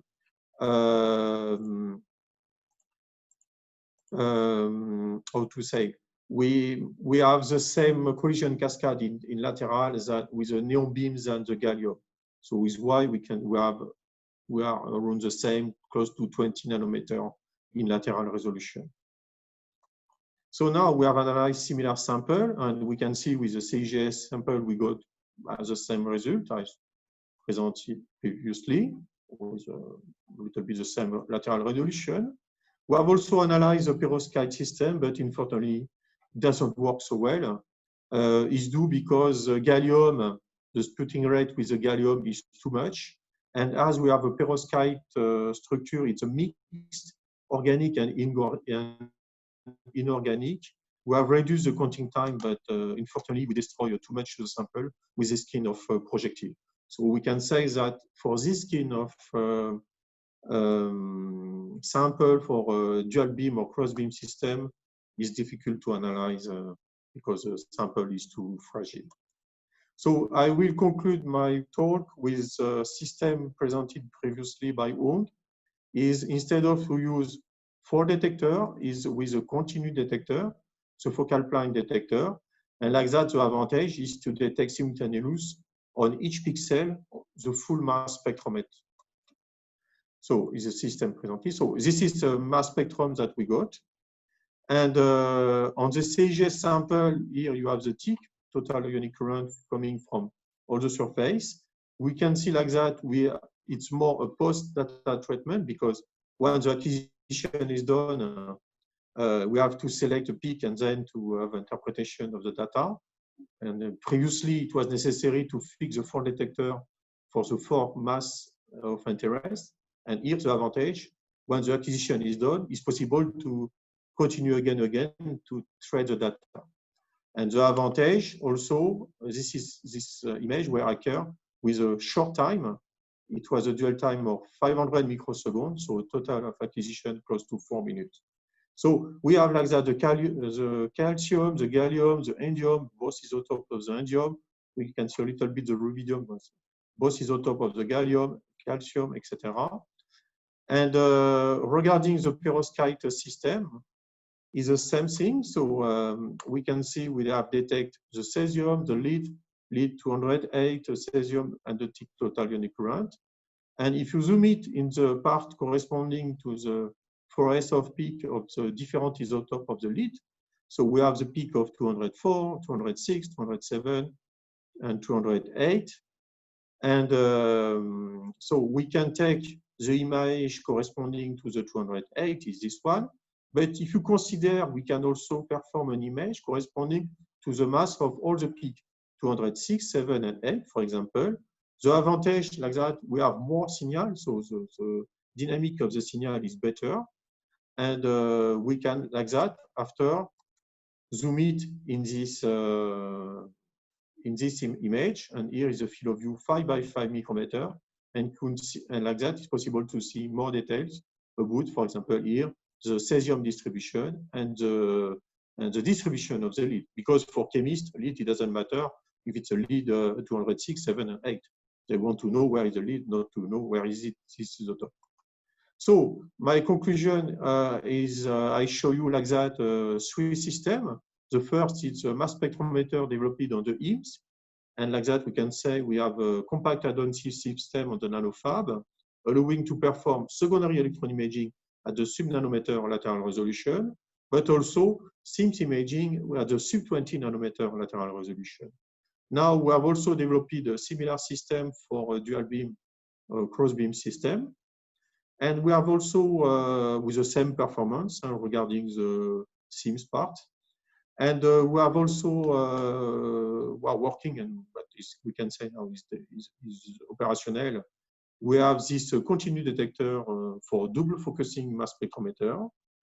And as mentioned previously by Ung, we have now a new nanofab system equipped with a steam scanning transmission system presented by my colleague soon, and also a cryo stage. And the idea was to analyze a fragile sample, but also a biologic sample at the low temperature. Thank you for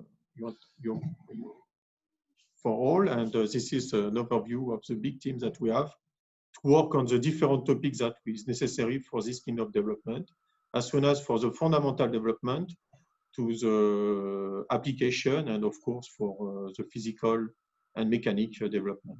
Thank you to all. Thank you very much, Jan-Nicolas, for your nice intro presentation. Okay, we have some time for a very short question. If no one is raising their hand, I have just a short question. Is do you know how the neon milling effect can affect to the 3D tomographic reconstruction?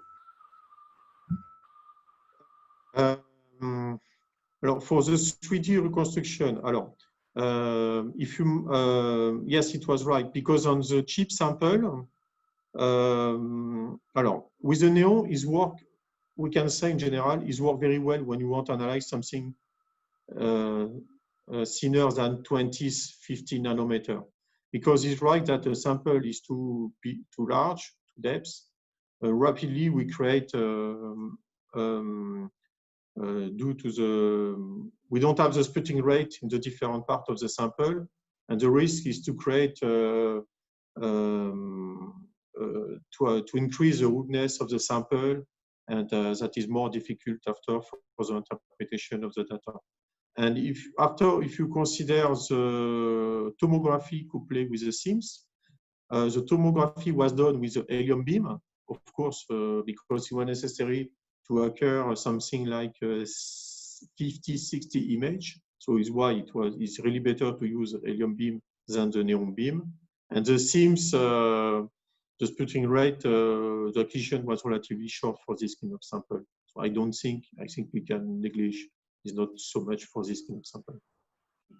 Okay, thank you very much, Nicolas. Again, thanks the speaker, and let's move to the next speaker. Lex, are you ready? Almost. Okay, so let me just share the screen. Perfect. So next speaker is Lex Pichast. He's from the Laboratory for Mechanics and Materials and Nanostructures in Thun, Switzerland. And the title of his talk is Spatial Resolution of Focused Ion Beam, SIMS, the Influence of Primary Ion Beam Type and Analytical Settings. Thank you, Rosa, and thanks for your attending and joining this speech. What we do is, I saw a lot of presentation about gas injection system, deposition, and also mass spectroscopy. So here in Switzerland, we do the same thing, but with a different type of mass spectrometer.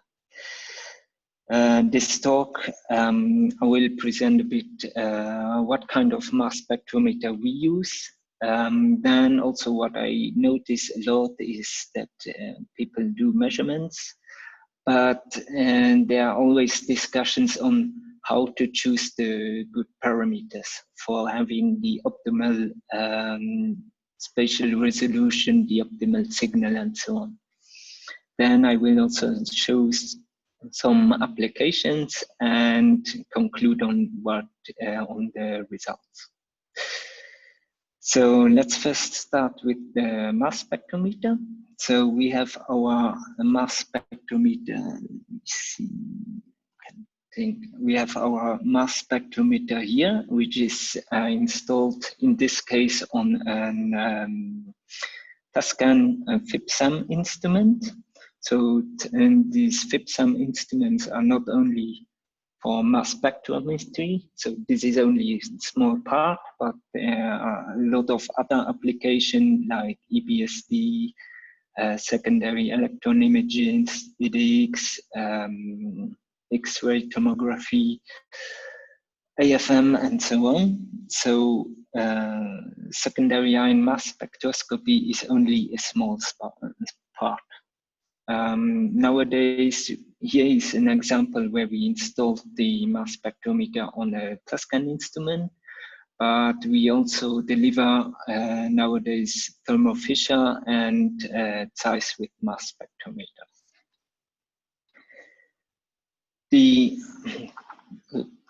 The principle of our mass spectrometer is a little bit different as seen in the previous two talks. So what we do is basically we sputter our sample with a primary ion beam. We collect the secondary ions, then we inject them in our mass spectrometer, and we give them a pulse in orthogonal direction. So they fly through the mass spectrometer on a reflector and back to the MCP. What we actually measure is the time between the pulse and the mass and the MCP, the microchannel plate, the time that the ions need to fly for this set distance. This has some advantages. It's just we record an entire mass spectra for every pixel. With mass resolving power above 3500 at a mass 115. So we can also measure positive and negative ions with a high lateral and a high depth resolution, where I will come back later on. Of course, this technique is not very quantitative, or is difficult to make it quantitative, and is also a destructive analysis technique. So how does it work to get from single masses to an image? So basically, ions are coming in, we pulse them, and we measure the time the different ions need from or the distance between the pulsar and the detector. This time is proportional to their mass. So we know for each moment what mass is coming into the detector. For creating now an image, we scan our gallium beam, in this case a gallium beam over a surface with a certain amount of pixel. And for each pixel, we record an entire mass spectra. We do this for an entire frame, and when we are at the end of the frame, we go back again up, on the first pixel, and we continue with the second frame. When we have recorded all the mass spectra and all the signals, we can, in post-treatment, we can have then the overall mass spectra, select the peak. In this case, it was chlorine, and then go through all the pixels and check the intensity of the chlorine for each pixel. And so we can form, basically from the collection of the signal for the pixels, we can then collect the intensity distribution of a single element, respectively of a mass.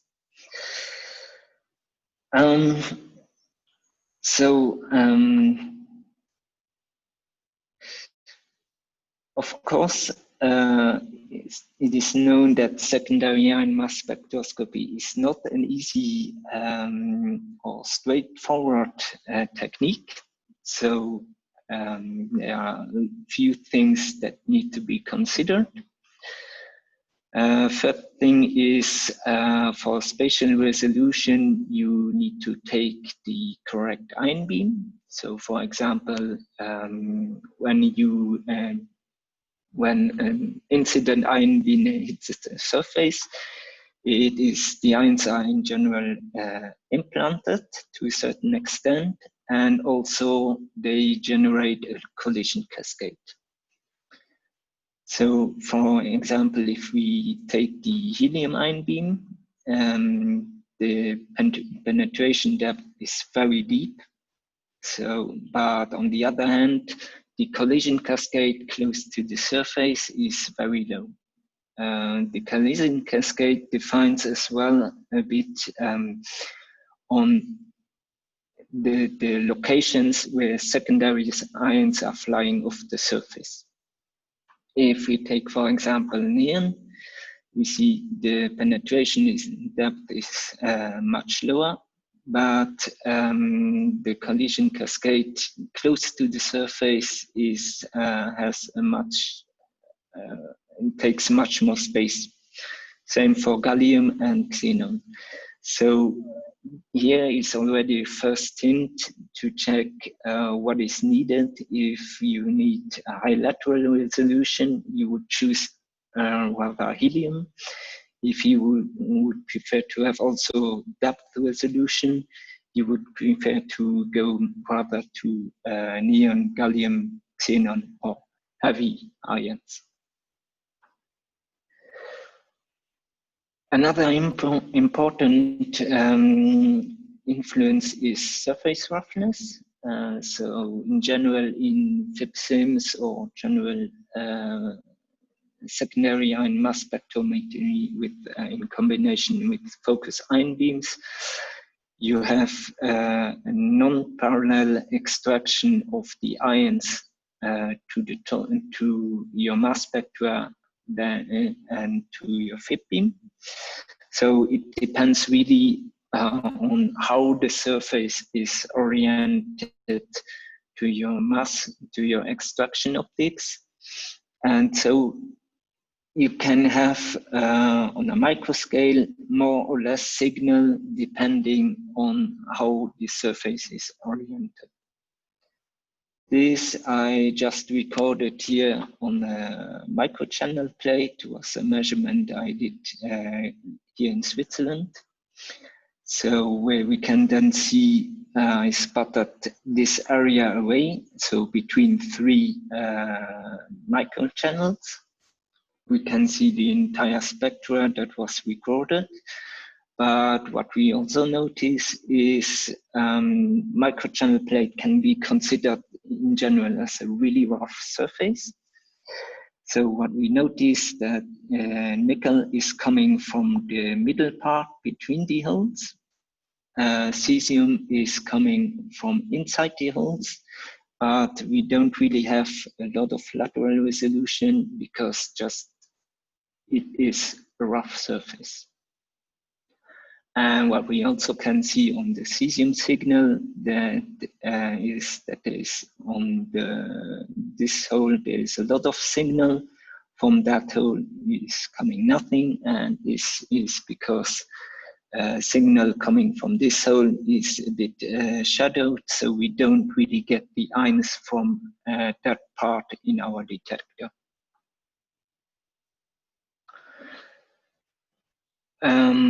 Useful yield is also an important parameter for the signal and also for the resolution, because to have a high resolution, high signal is needed, so the ionization probability needs to be high. The higher the ionization probability, the smaller the feature can be to be detected. For example, if you have an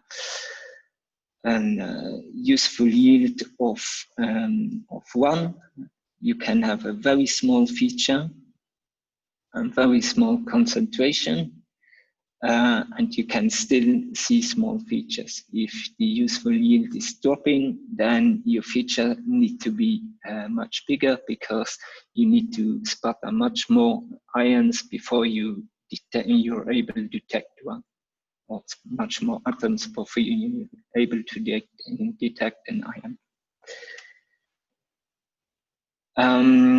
Then it has to be decided on if it is worth having a high lateral resolution or high depth resolution. This can be also influenced by the type of incident ion beam. Gallium, for example, leaves a very small sputter area close to the surface, but it penetrates pretty deep in the sample. If you have, for example, an argon cluster or C60 clusters, your expansion of the collision cascade and the area where atoms are sputtered on this close to the surface is much bigger. But on the other hand, your penetration depth is much lower, so you will have a much higher lateral resolution. Then pixel density is also a subject. So to have a high lateral resolution, you need to make sure that your pixel size is smaller than your beam size. Yep. Okay. So we tried this on BAM L200 sample. So basically is gallium aluminium arsenide and gallium arsenide multi-layer sample, where we tried to measure the different pattern of the layer structure.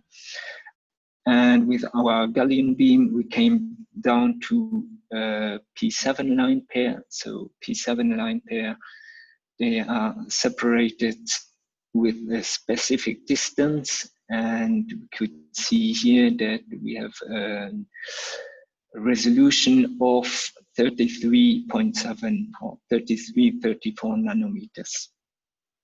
The P8 line pair, which is separated by 24 nanometer, could not be resolved anymore with this technique. For the depth resolution, we used a vertical cavity surface emitting laser, which has basically aluminium, gallium, indium arsenide layers with a well-defined layer thickness. And so with a 5 kilo-electron-volt gallium beam, we could distinguish the aluminium distribution, so the aluminium signal on this layer structure. This did not work for indium, because we guessed that there are different sputter and mixing processes for aluminium and indium in the same sample. Why the lateral resolution matters is, for example, here we have a magnesium alloy, where we have between grains, we have aluminium and calcium. And this is something that is interesting in metallurgy, to have the spatial distribution of elements also between grain boundaries, so to design the metal and to check for possible contaminations. On solar cells, we analyzed solar cells are normally multi-layer structures, so we can use the gallium beam also to go in depth. So we here measured a solar cell with all kind of elements. And we could follow in the depth profile the elemental distribution of the different layers. And of course, we could also show them, we could also image the different layer structures and see if there is diffusion from one layer to another one. For example, in titanium, we observed also some calcium and a little bit of chromium. Then there were a lot of talks also this morning about deposition. So gas injection deposition, deposition under helium beam or electron beam. So what we did in at Antwerp with Ivo Utke was a deposit of cobalt.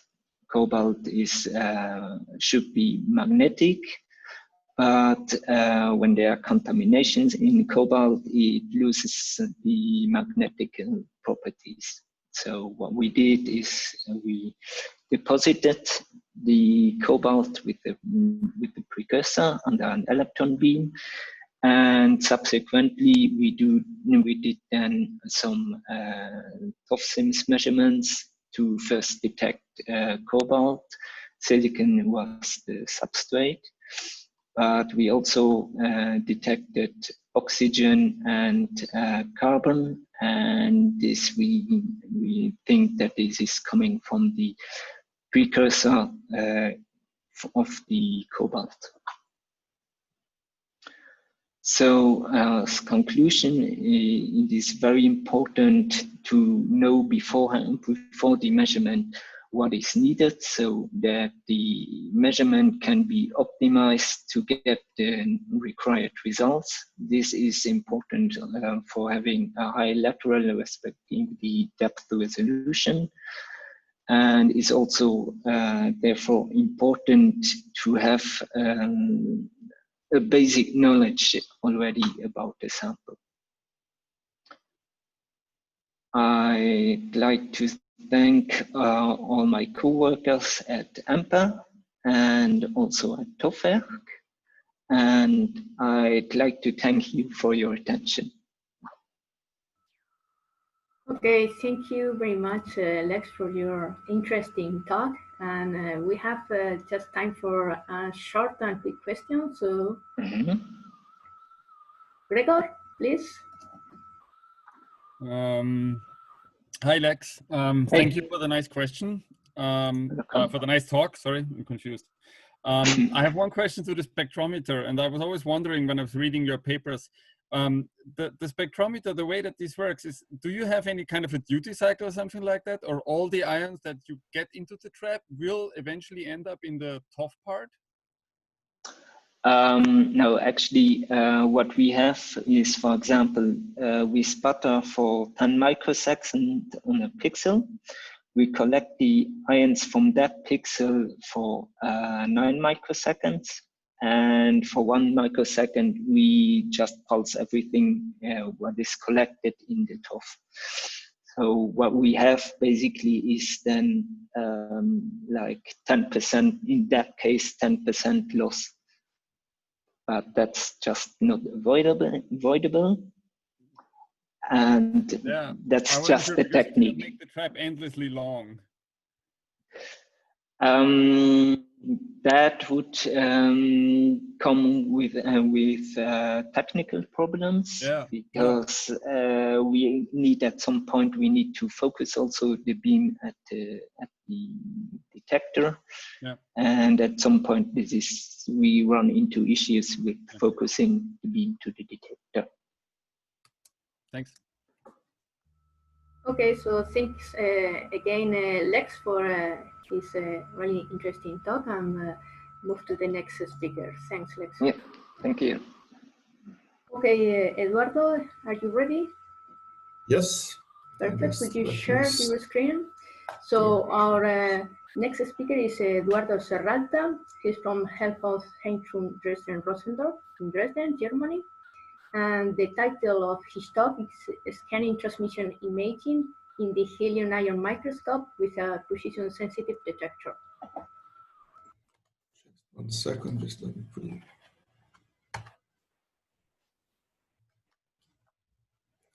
I'm sorry, I'm trying to put it back. Ah, here you are. Well, yeah, thanks for the introduction and thanks for organizing this nice seminar. And so today I will show some results of my PhD work, which is about scanning transmission imaging in the helium ion microscope using a position-sensitive detector. I should start by saying that this work is part of a larger project called the Europhysics project, which aims to further develop the helium ion microscope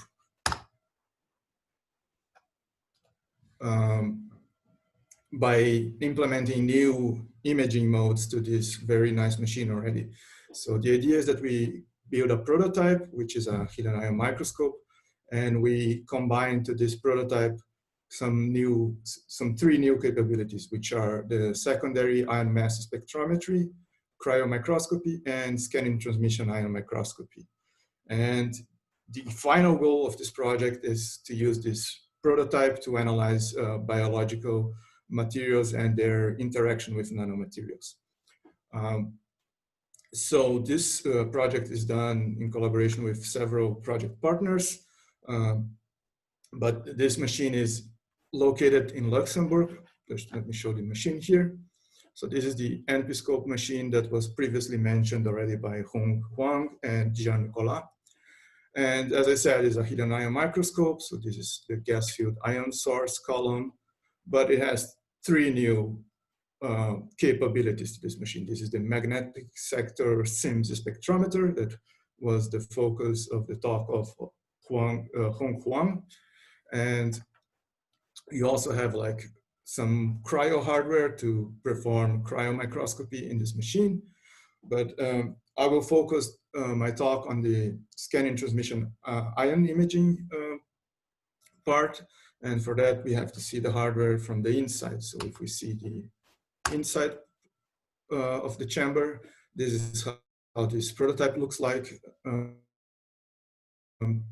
And just to show you what is what here. So at the top, we have here the end of the gas field ion source column, the ET detector, which is the detector that you would normally use like for routine applications in the helium ion microscope. And for STEAM, we already use like a modified sample holder that has an attachment at an angle. And this attachment has a hole, so you can put the sample on top of this hole. And when you tilt the entire stage, you can align the sample to the column axis and also to this opening on the cradle of the stage. So the transmitted particles can reach finally our STEAM detector. Our detector is very similar to the one that Hong presented, is an MCP plus a delay line. And we record the data in a similar way to the 4D STEM technique that Frances Allen previously mentioned. So for each position on the sample, we store the position of all the transmitted events on our detector. Aside from that, we also have movable support that holds the detector. And this support can be used to put the detector closer or further away from the sample. So we can physically control the maximum detection angle in our setup. And we can also, if wanted, we can put the detector further down to increase, for instance, the time of flight to implement this type of measurements in a later stage. So enough with the hardware part. Let me say that, so since we are dealing with the transmission signal in the helium ion microscope, this is not like your normal signal. And you can do that, like you can use like several different ways of like collecting the STEAM signal and forming an image. And depending on the sample, you might have like different contrast mechanisms playing a role there. Just let me show like the simplest case, which would be an amorphous sample. So if you simulate like the ion trajectories on a thin layer of an amorphous material, you would see that most of the ions are transmitted. There's a very small fraction of the ions that are backscattered, and also a very small fraction of the ions will stay in the sample. But there is a beam broadening along the trajectory of the ions in the material.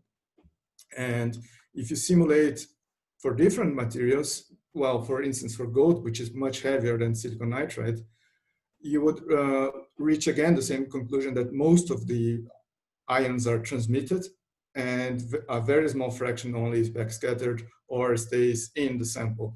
But there's a significant difference in the way that they are transmitted, like the angular distribution of them.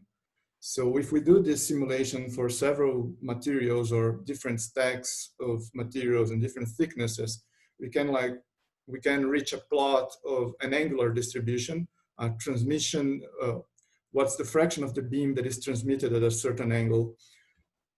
And with that, we can actually create contrast in the hidden eye microscope for transmission signal.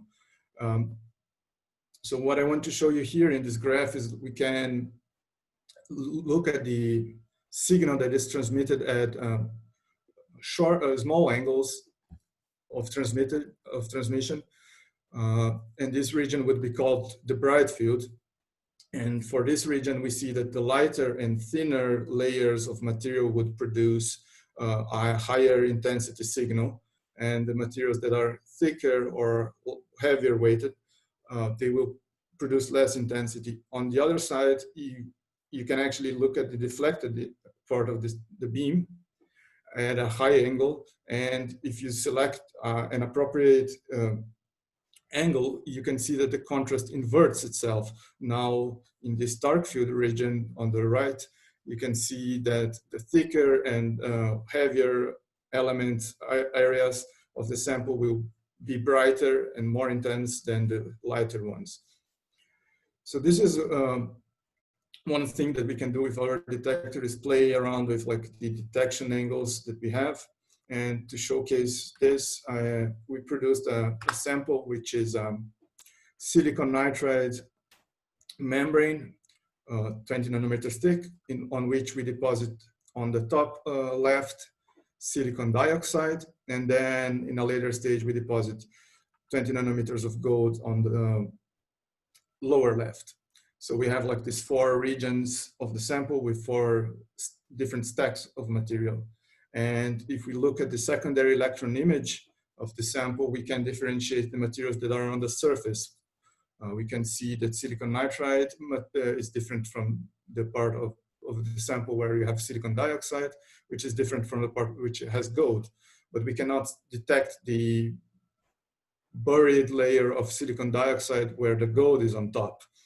And if we do STEAM imaging, and if we do bright field STEAM imaging, like small angle of scattering, we can very nicely differentiate these areas.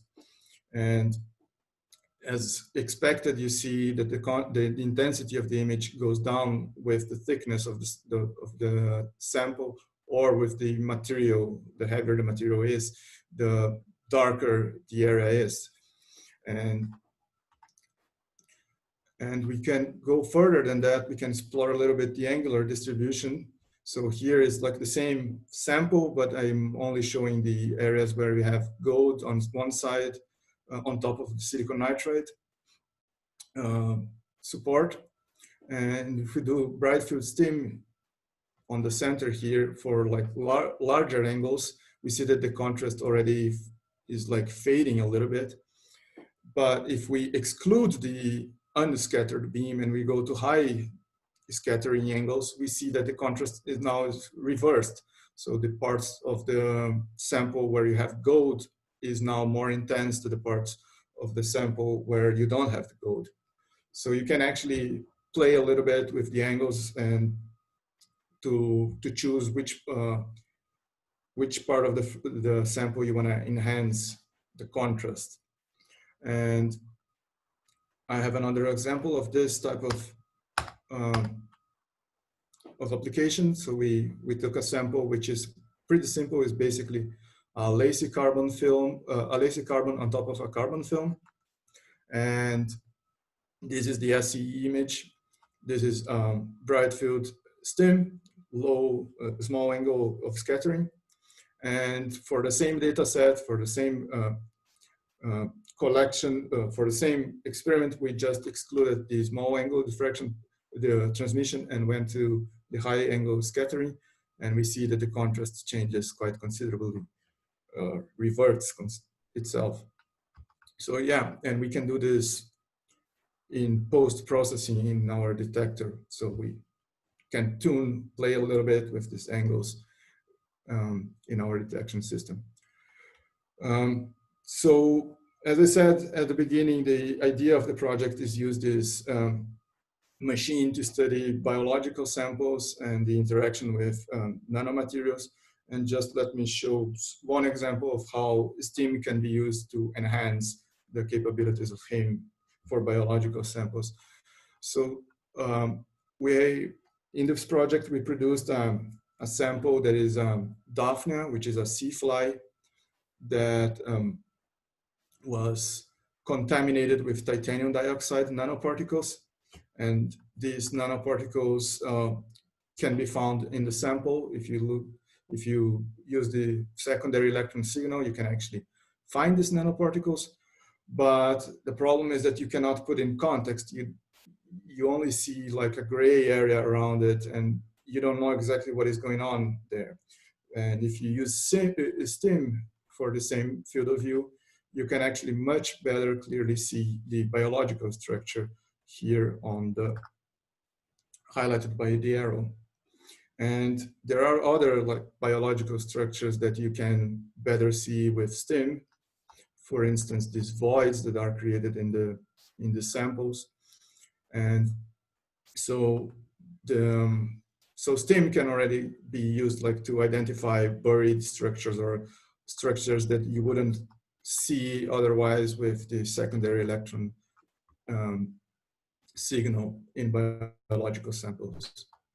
And my last example of application is, well, so far I only discussed amorphous materials and how the contrast changes basically on the polar angle of scattering. But you can also have effects of blocking or channeling directions from a crystalline sample depending on the orientation. So what we did to study this type of effect, we took a sample that is used sometimes as a pattern for diffraction in the TM, which is a evaporated thallium chloride on a TM grid. And this sample, when you evaporate thallium chloride, it forms like this very small crystals. These are like 100 nanometers across. And they are like randomly distributed on the grid. And if we look at the image in STIM, bright field STIM now, well, you see the larger crystals are now dark and the field is basically white, or the part of the carbon film is now white. And you can also kind of like conclude that there was a coating of carbon on top of these nanocrystals. But you can actually do more than that. If you look at the total transmitted signal, this is like the image of the detector. And now instead of like selecting a polar angle of scattering to form a dark field image, you select only an area that is like only one side of the detector, and you compare this to the opposite side. You would expect for an amorphous material that these images would be the same, but that's not the case.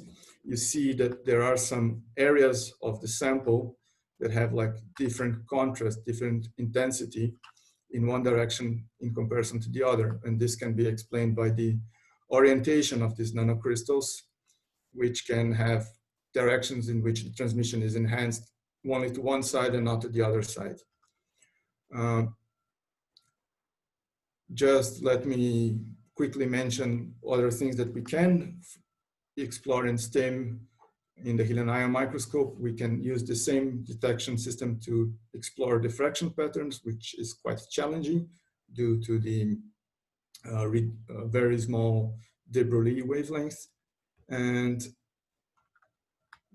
something else that we might be able to explore is including energy in the analysis by doing time of flight measurements using STEM. So just to conclude, we integrated a position sensitive detector in our helium ion microscope prototype. We analyzed mass thickness contrast and the dependence on the detection angle. And this detection setup can already be used for better identifying biological structures. And we also see contrast that is related to blocking directions or channeling in the helium ion microscope. With that, I want to thank you all for your attention, and I'm open for questions.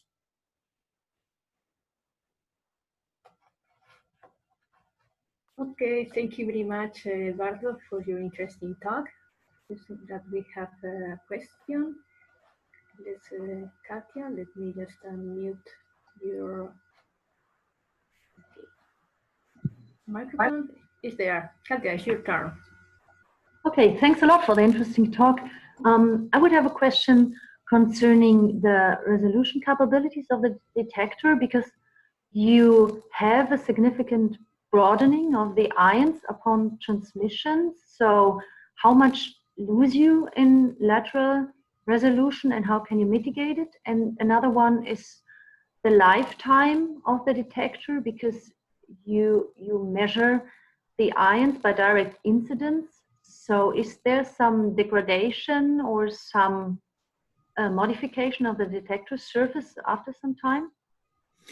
Yeah, so with the first question regarding the resolution, this is, as you said, there is a broadening going along the transmission axis, but this is very sample dependent. So you can, depending on the sample, like the thickness, this is completely related to the sample. So you cannot like guarantee one lateral resolution for all the samples.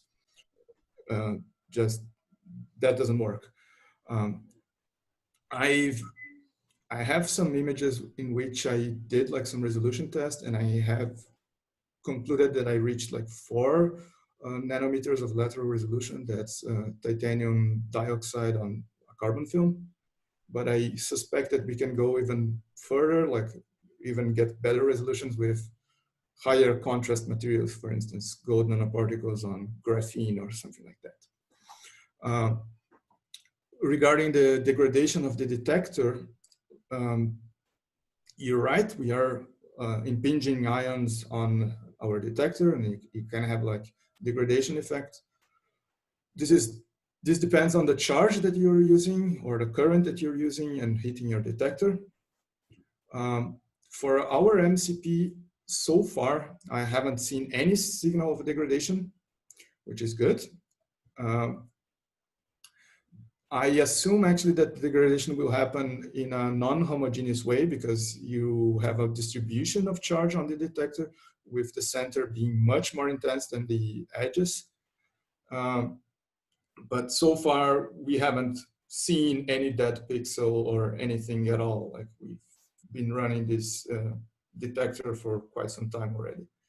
And one of the advantages of having like this structure of a MCP plus delay line detector is that you can replace the MCP only instead of the entire detector, like a CMOS camera, which is a little bit, it's much cheaper, I would say, but still we have to see what's the lifetime.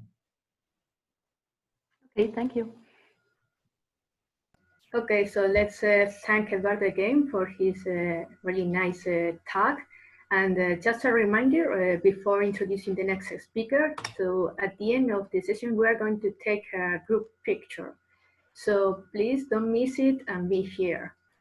And okay, so our next speaker is going to give us a special webinar. His name is Peter Nog. Are you ready, Peter? Yes, I'm ready. Perfect. So Peter is a business development manager in SAIS. SAIS is one of the sponsors of this conference. And his talk is entitled Femtosecond Laser for Ultrafast Large Scale Material Ablation in Focused Ion Beam Scanning Electron Microscopes.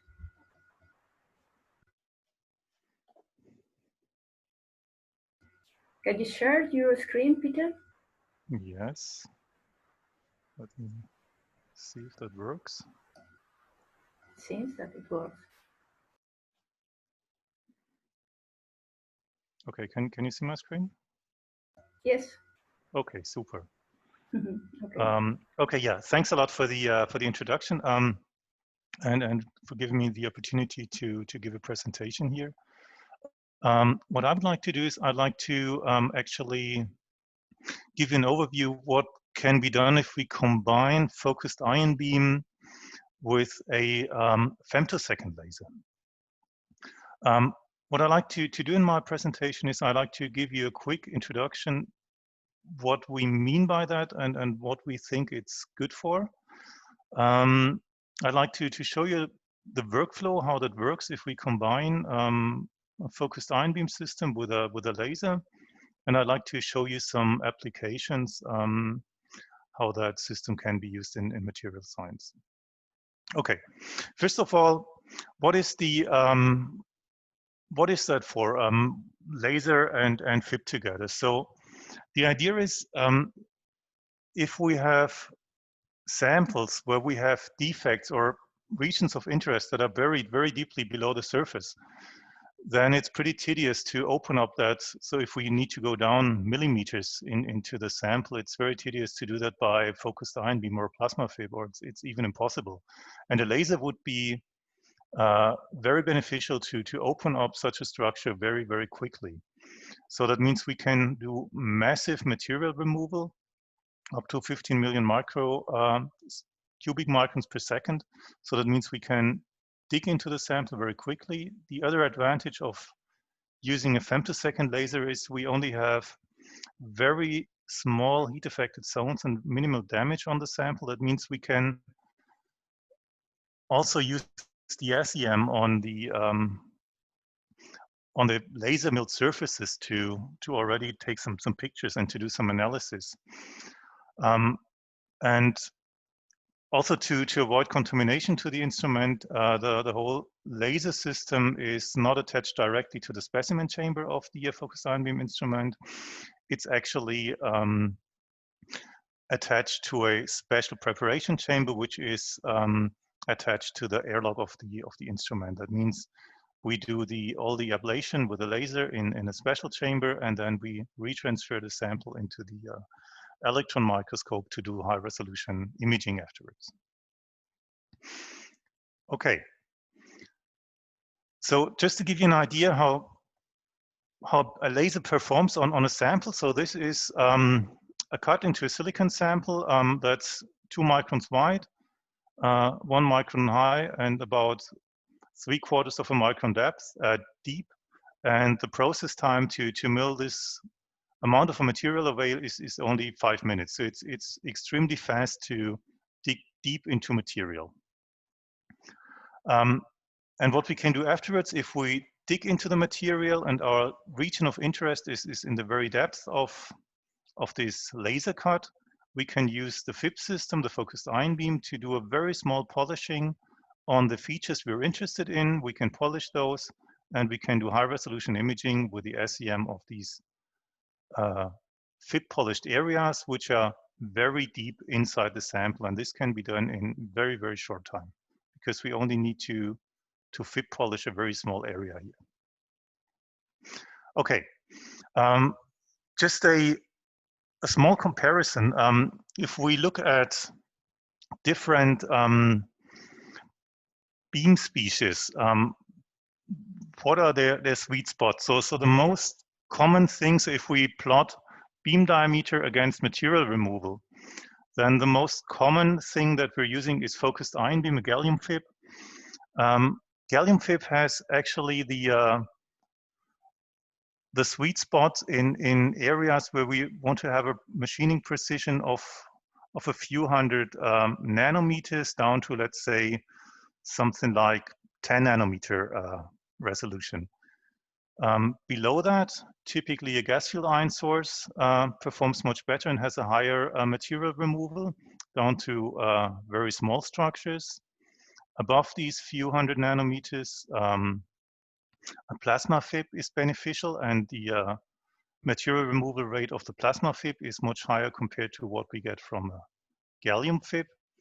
And if we want to do removal of really millimeters and cubic millimeters in the sample, then a laser is beneficial because that has actually the highest milling rate if we compare these four systems here: gallium FIB, a gas field ion source, plasma FIB, and a laser. So if we really want to remove cubic millimeters of material, then a laser is very beneficial to dig into the sample. Okay, so what kind of laser are we using? We use a diode pumped solid state laser. It's a green laser, and it uses pulses in the range of 350 femtoseconds. So it's a femtosecond laser, a green laser. And what is also interesting, it has a scan field size of 40 by 40 millimeters, so we can access relatively large areas. And we can track the focus into the sample by about 6 millimeters. So that means we have a milling depth from the sample surface to the final area where we want to go to from about 6 millimeters, which is a pretty large area that we can access here. Okay, so as I told you before, the laser is actually located in a special preparation chamber, which is attached to the airlock of the microscope. And here on the left-hand side, you see the SEM column. The FIB column is on the left-hand side. So that means we do all the dirty stuff in the preparation chamber, and afterwards we transfer the sample into the specimen chamber of the focused ion beam system. If we have a look into the preparation chamber, we see the sample holder. The laser beam will come down here, and we have here a protective window that protects actually the entry window of the laser from the debris we generate on the sample here. We can process, we can do the laser processing under vacuum or under air, whatever we prefer, and afterwards, after laser processing, the sample is transferred that direction into the electron microscope. Okay.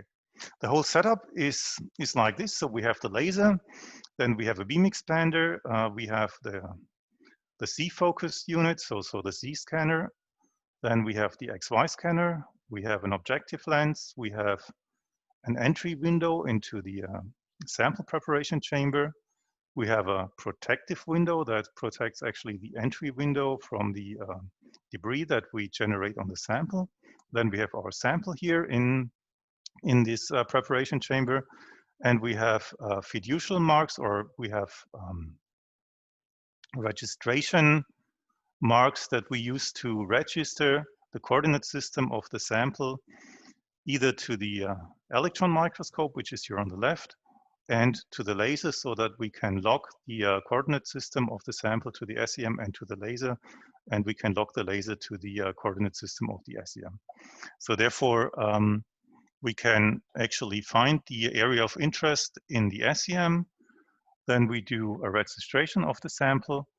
We transfer it to the laser stage, and then we do this sample registration again.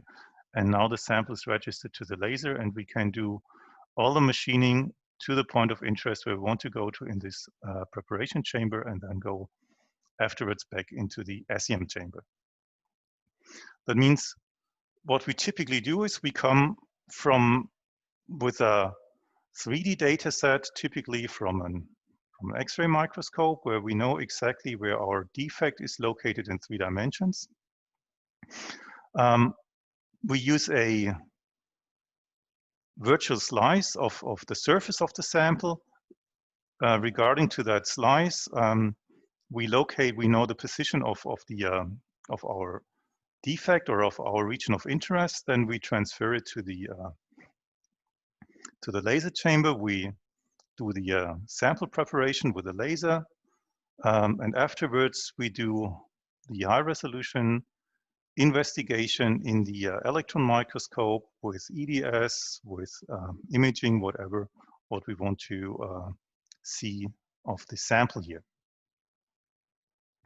And here's an example of the workflow. So we start with a 3D data set, typically from an X-ray microscope, and we're interested in a small defect here in the sample. So we can localize this defect in 3 dimensions. We can create virtual slices out of this data set in X, in Y, and in Z. So we know exactly where the sample is.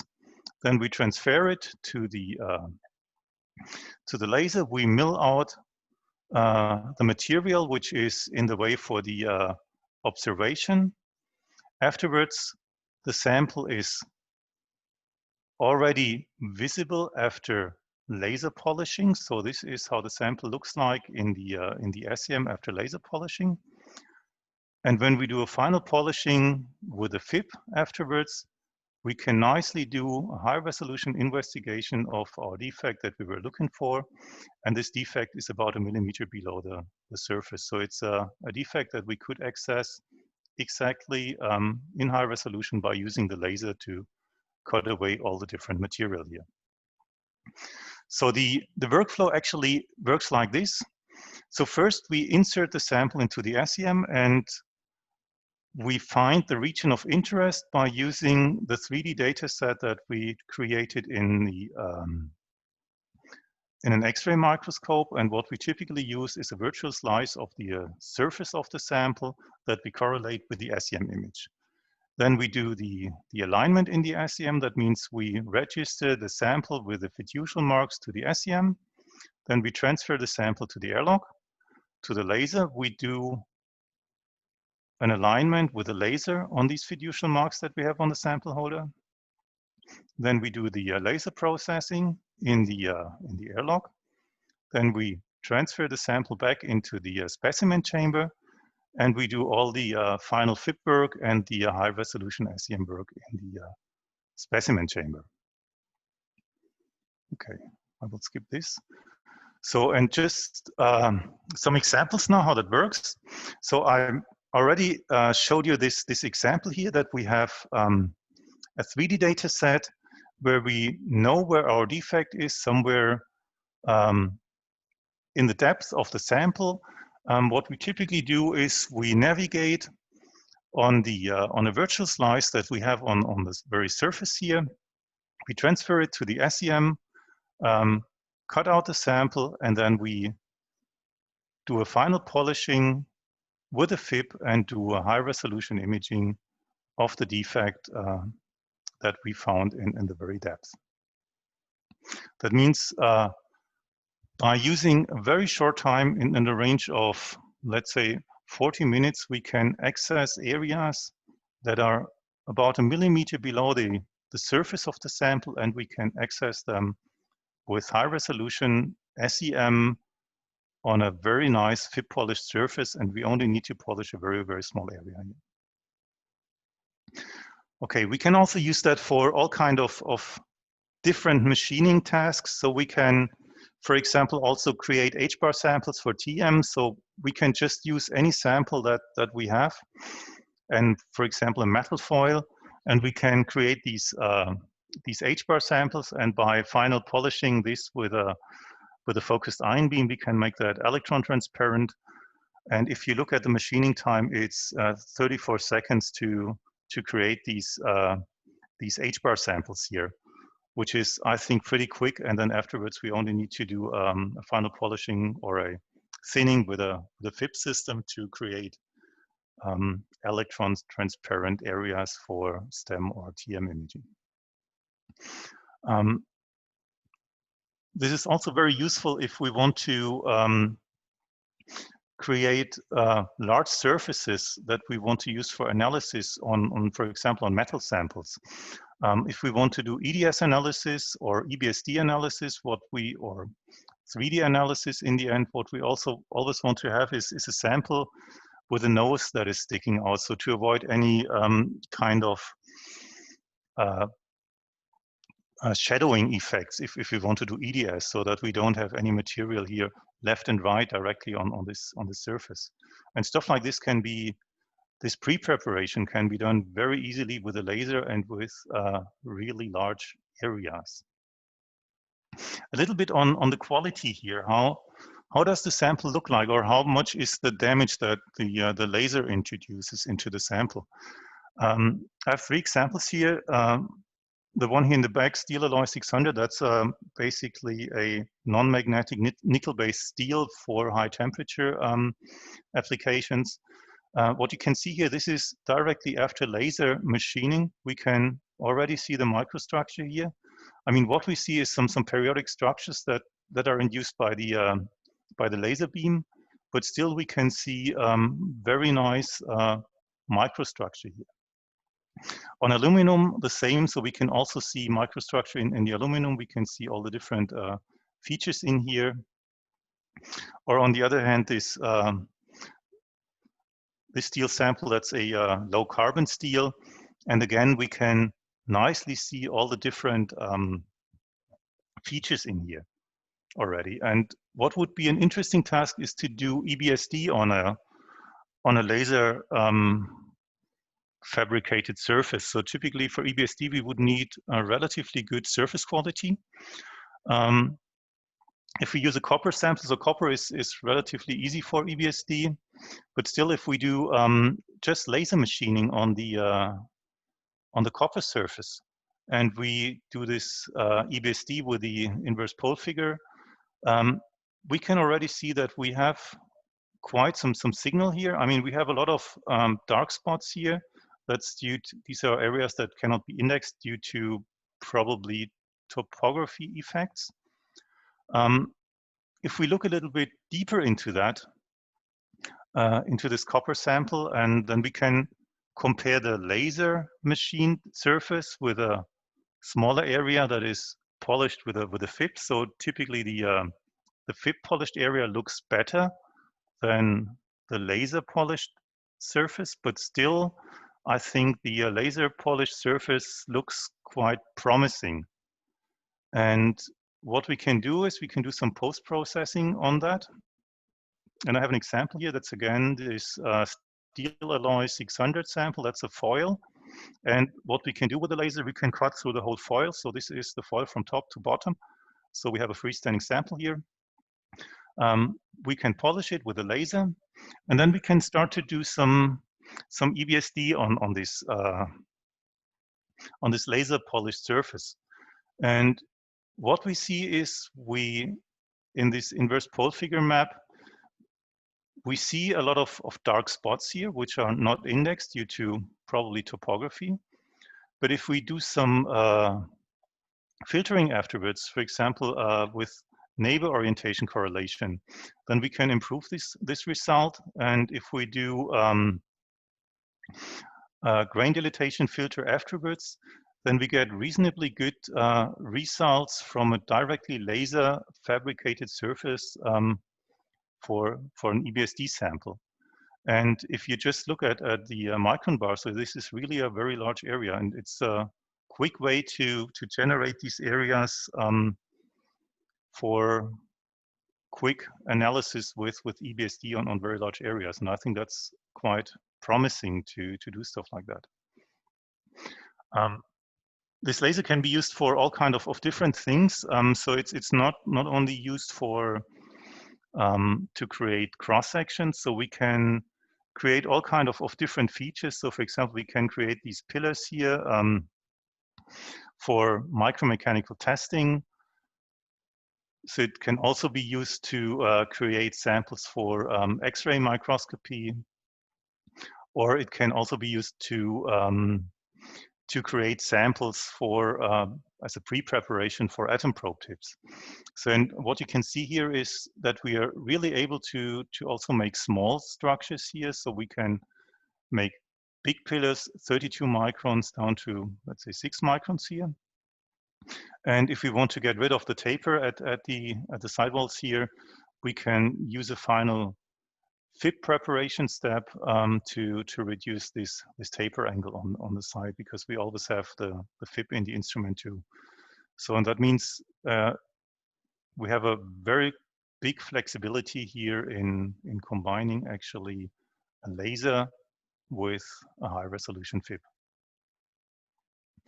And the good thing about the laser is it really has access to samples that are not very accessible for focused ion beam. For example, if we have very hard materials like, in this case, tungsten carbide, or if we would look at diamond, which is horribly in a FIP, with a laser we can easily machine structures out of this tungsten carbide hard metal here.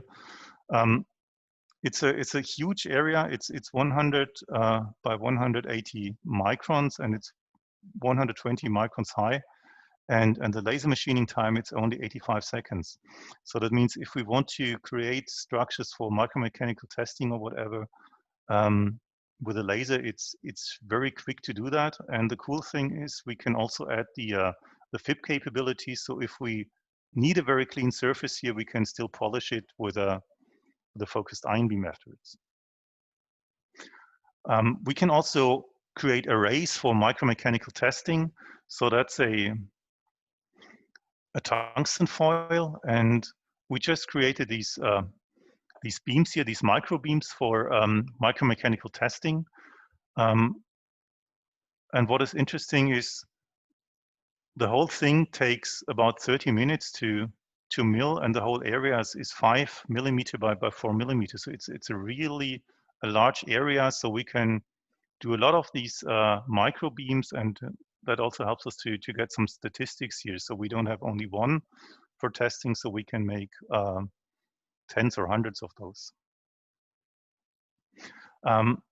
This does not only work for metals or semiconductors. This also works for all kinds of soft materials like polymer foils. So this is an example where we did also some features for micromechanical testing on a polymer foil. So we have these big pads here where we want to touch with our micromanipulator, and here we have the beams, the micro beams that we know or where we know the size of, so that we can really characterize that material. And to conclude, I have another funny example here. This is wood.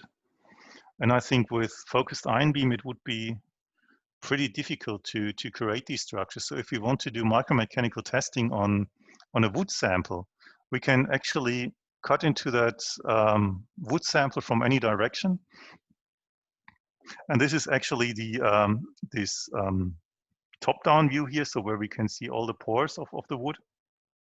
And again, so we have a large pad that we can access with a micromanipulator, and we have this small beam here that we want to use, or that we want to characterize by just pressing onto the sample. And I think it's a nice way of accessing these all kind of different materials at large scale or also at micro scale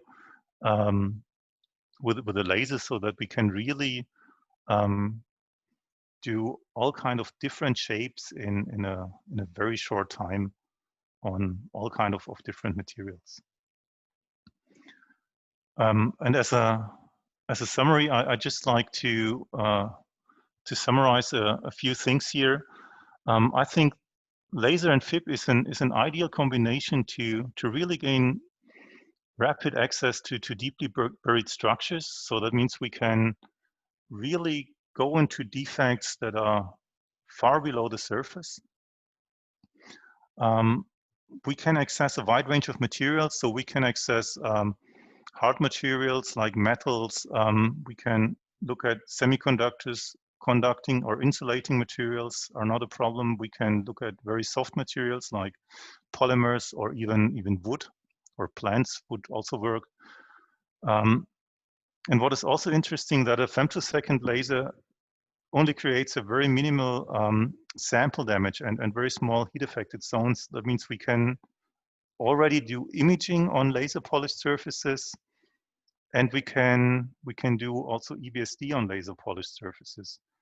And if this surface is not good enough, we can still use the FIB and improve the surface quality.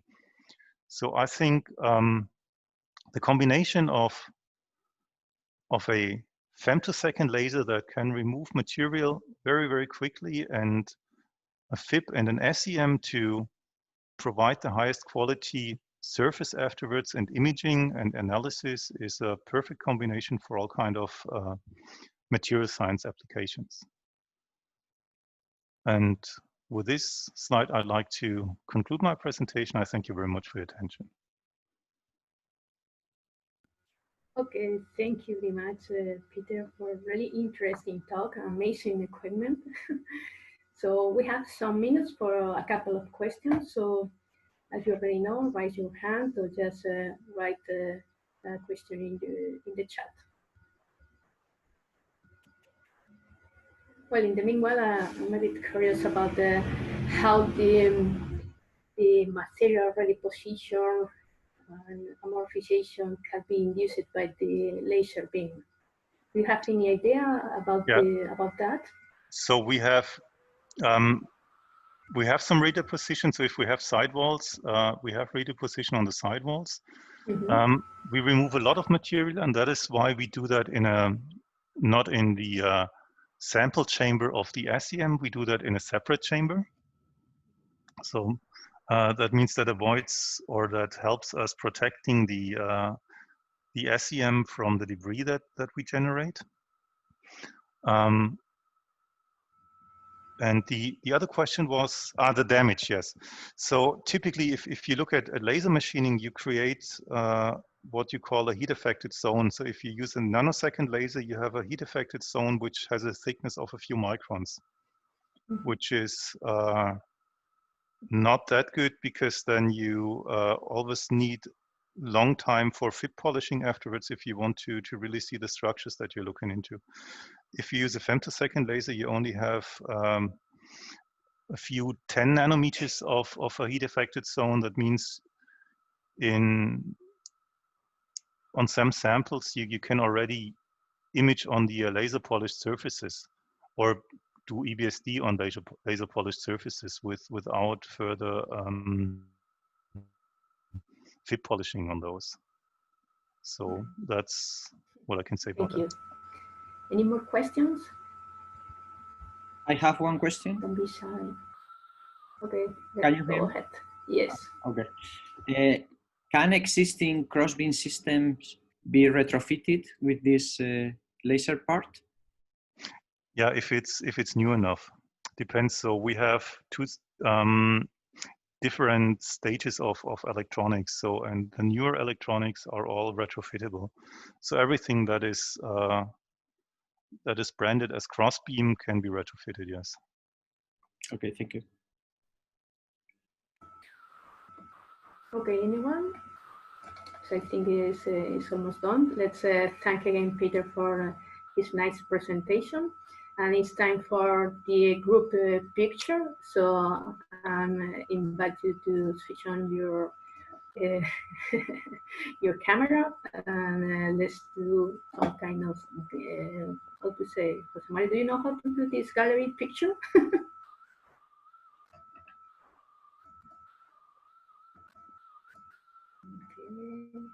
because I have no idea.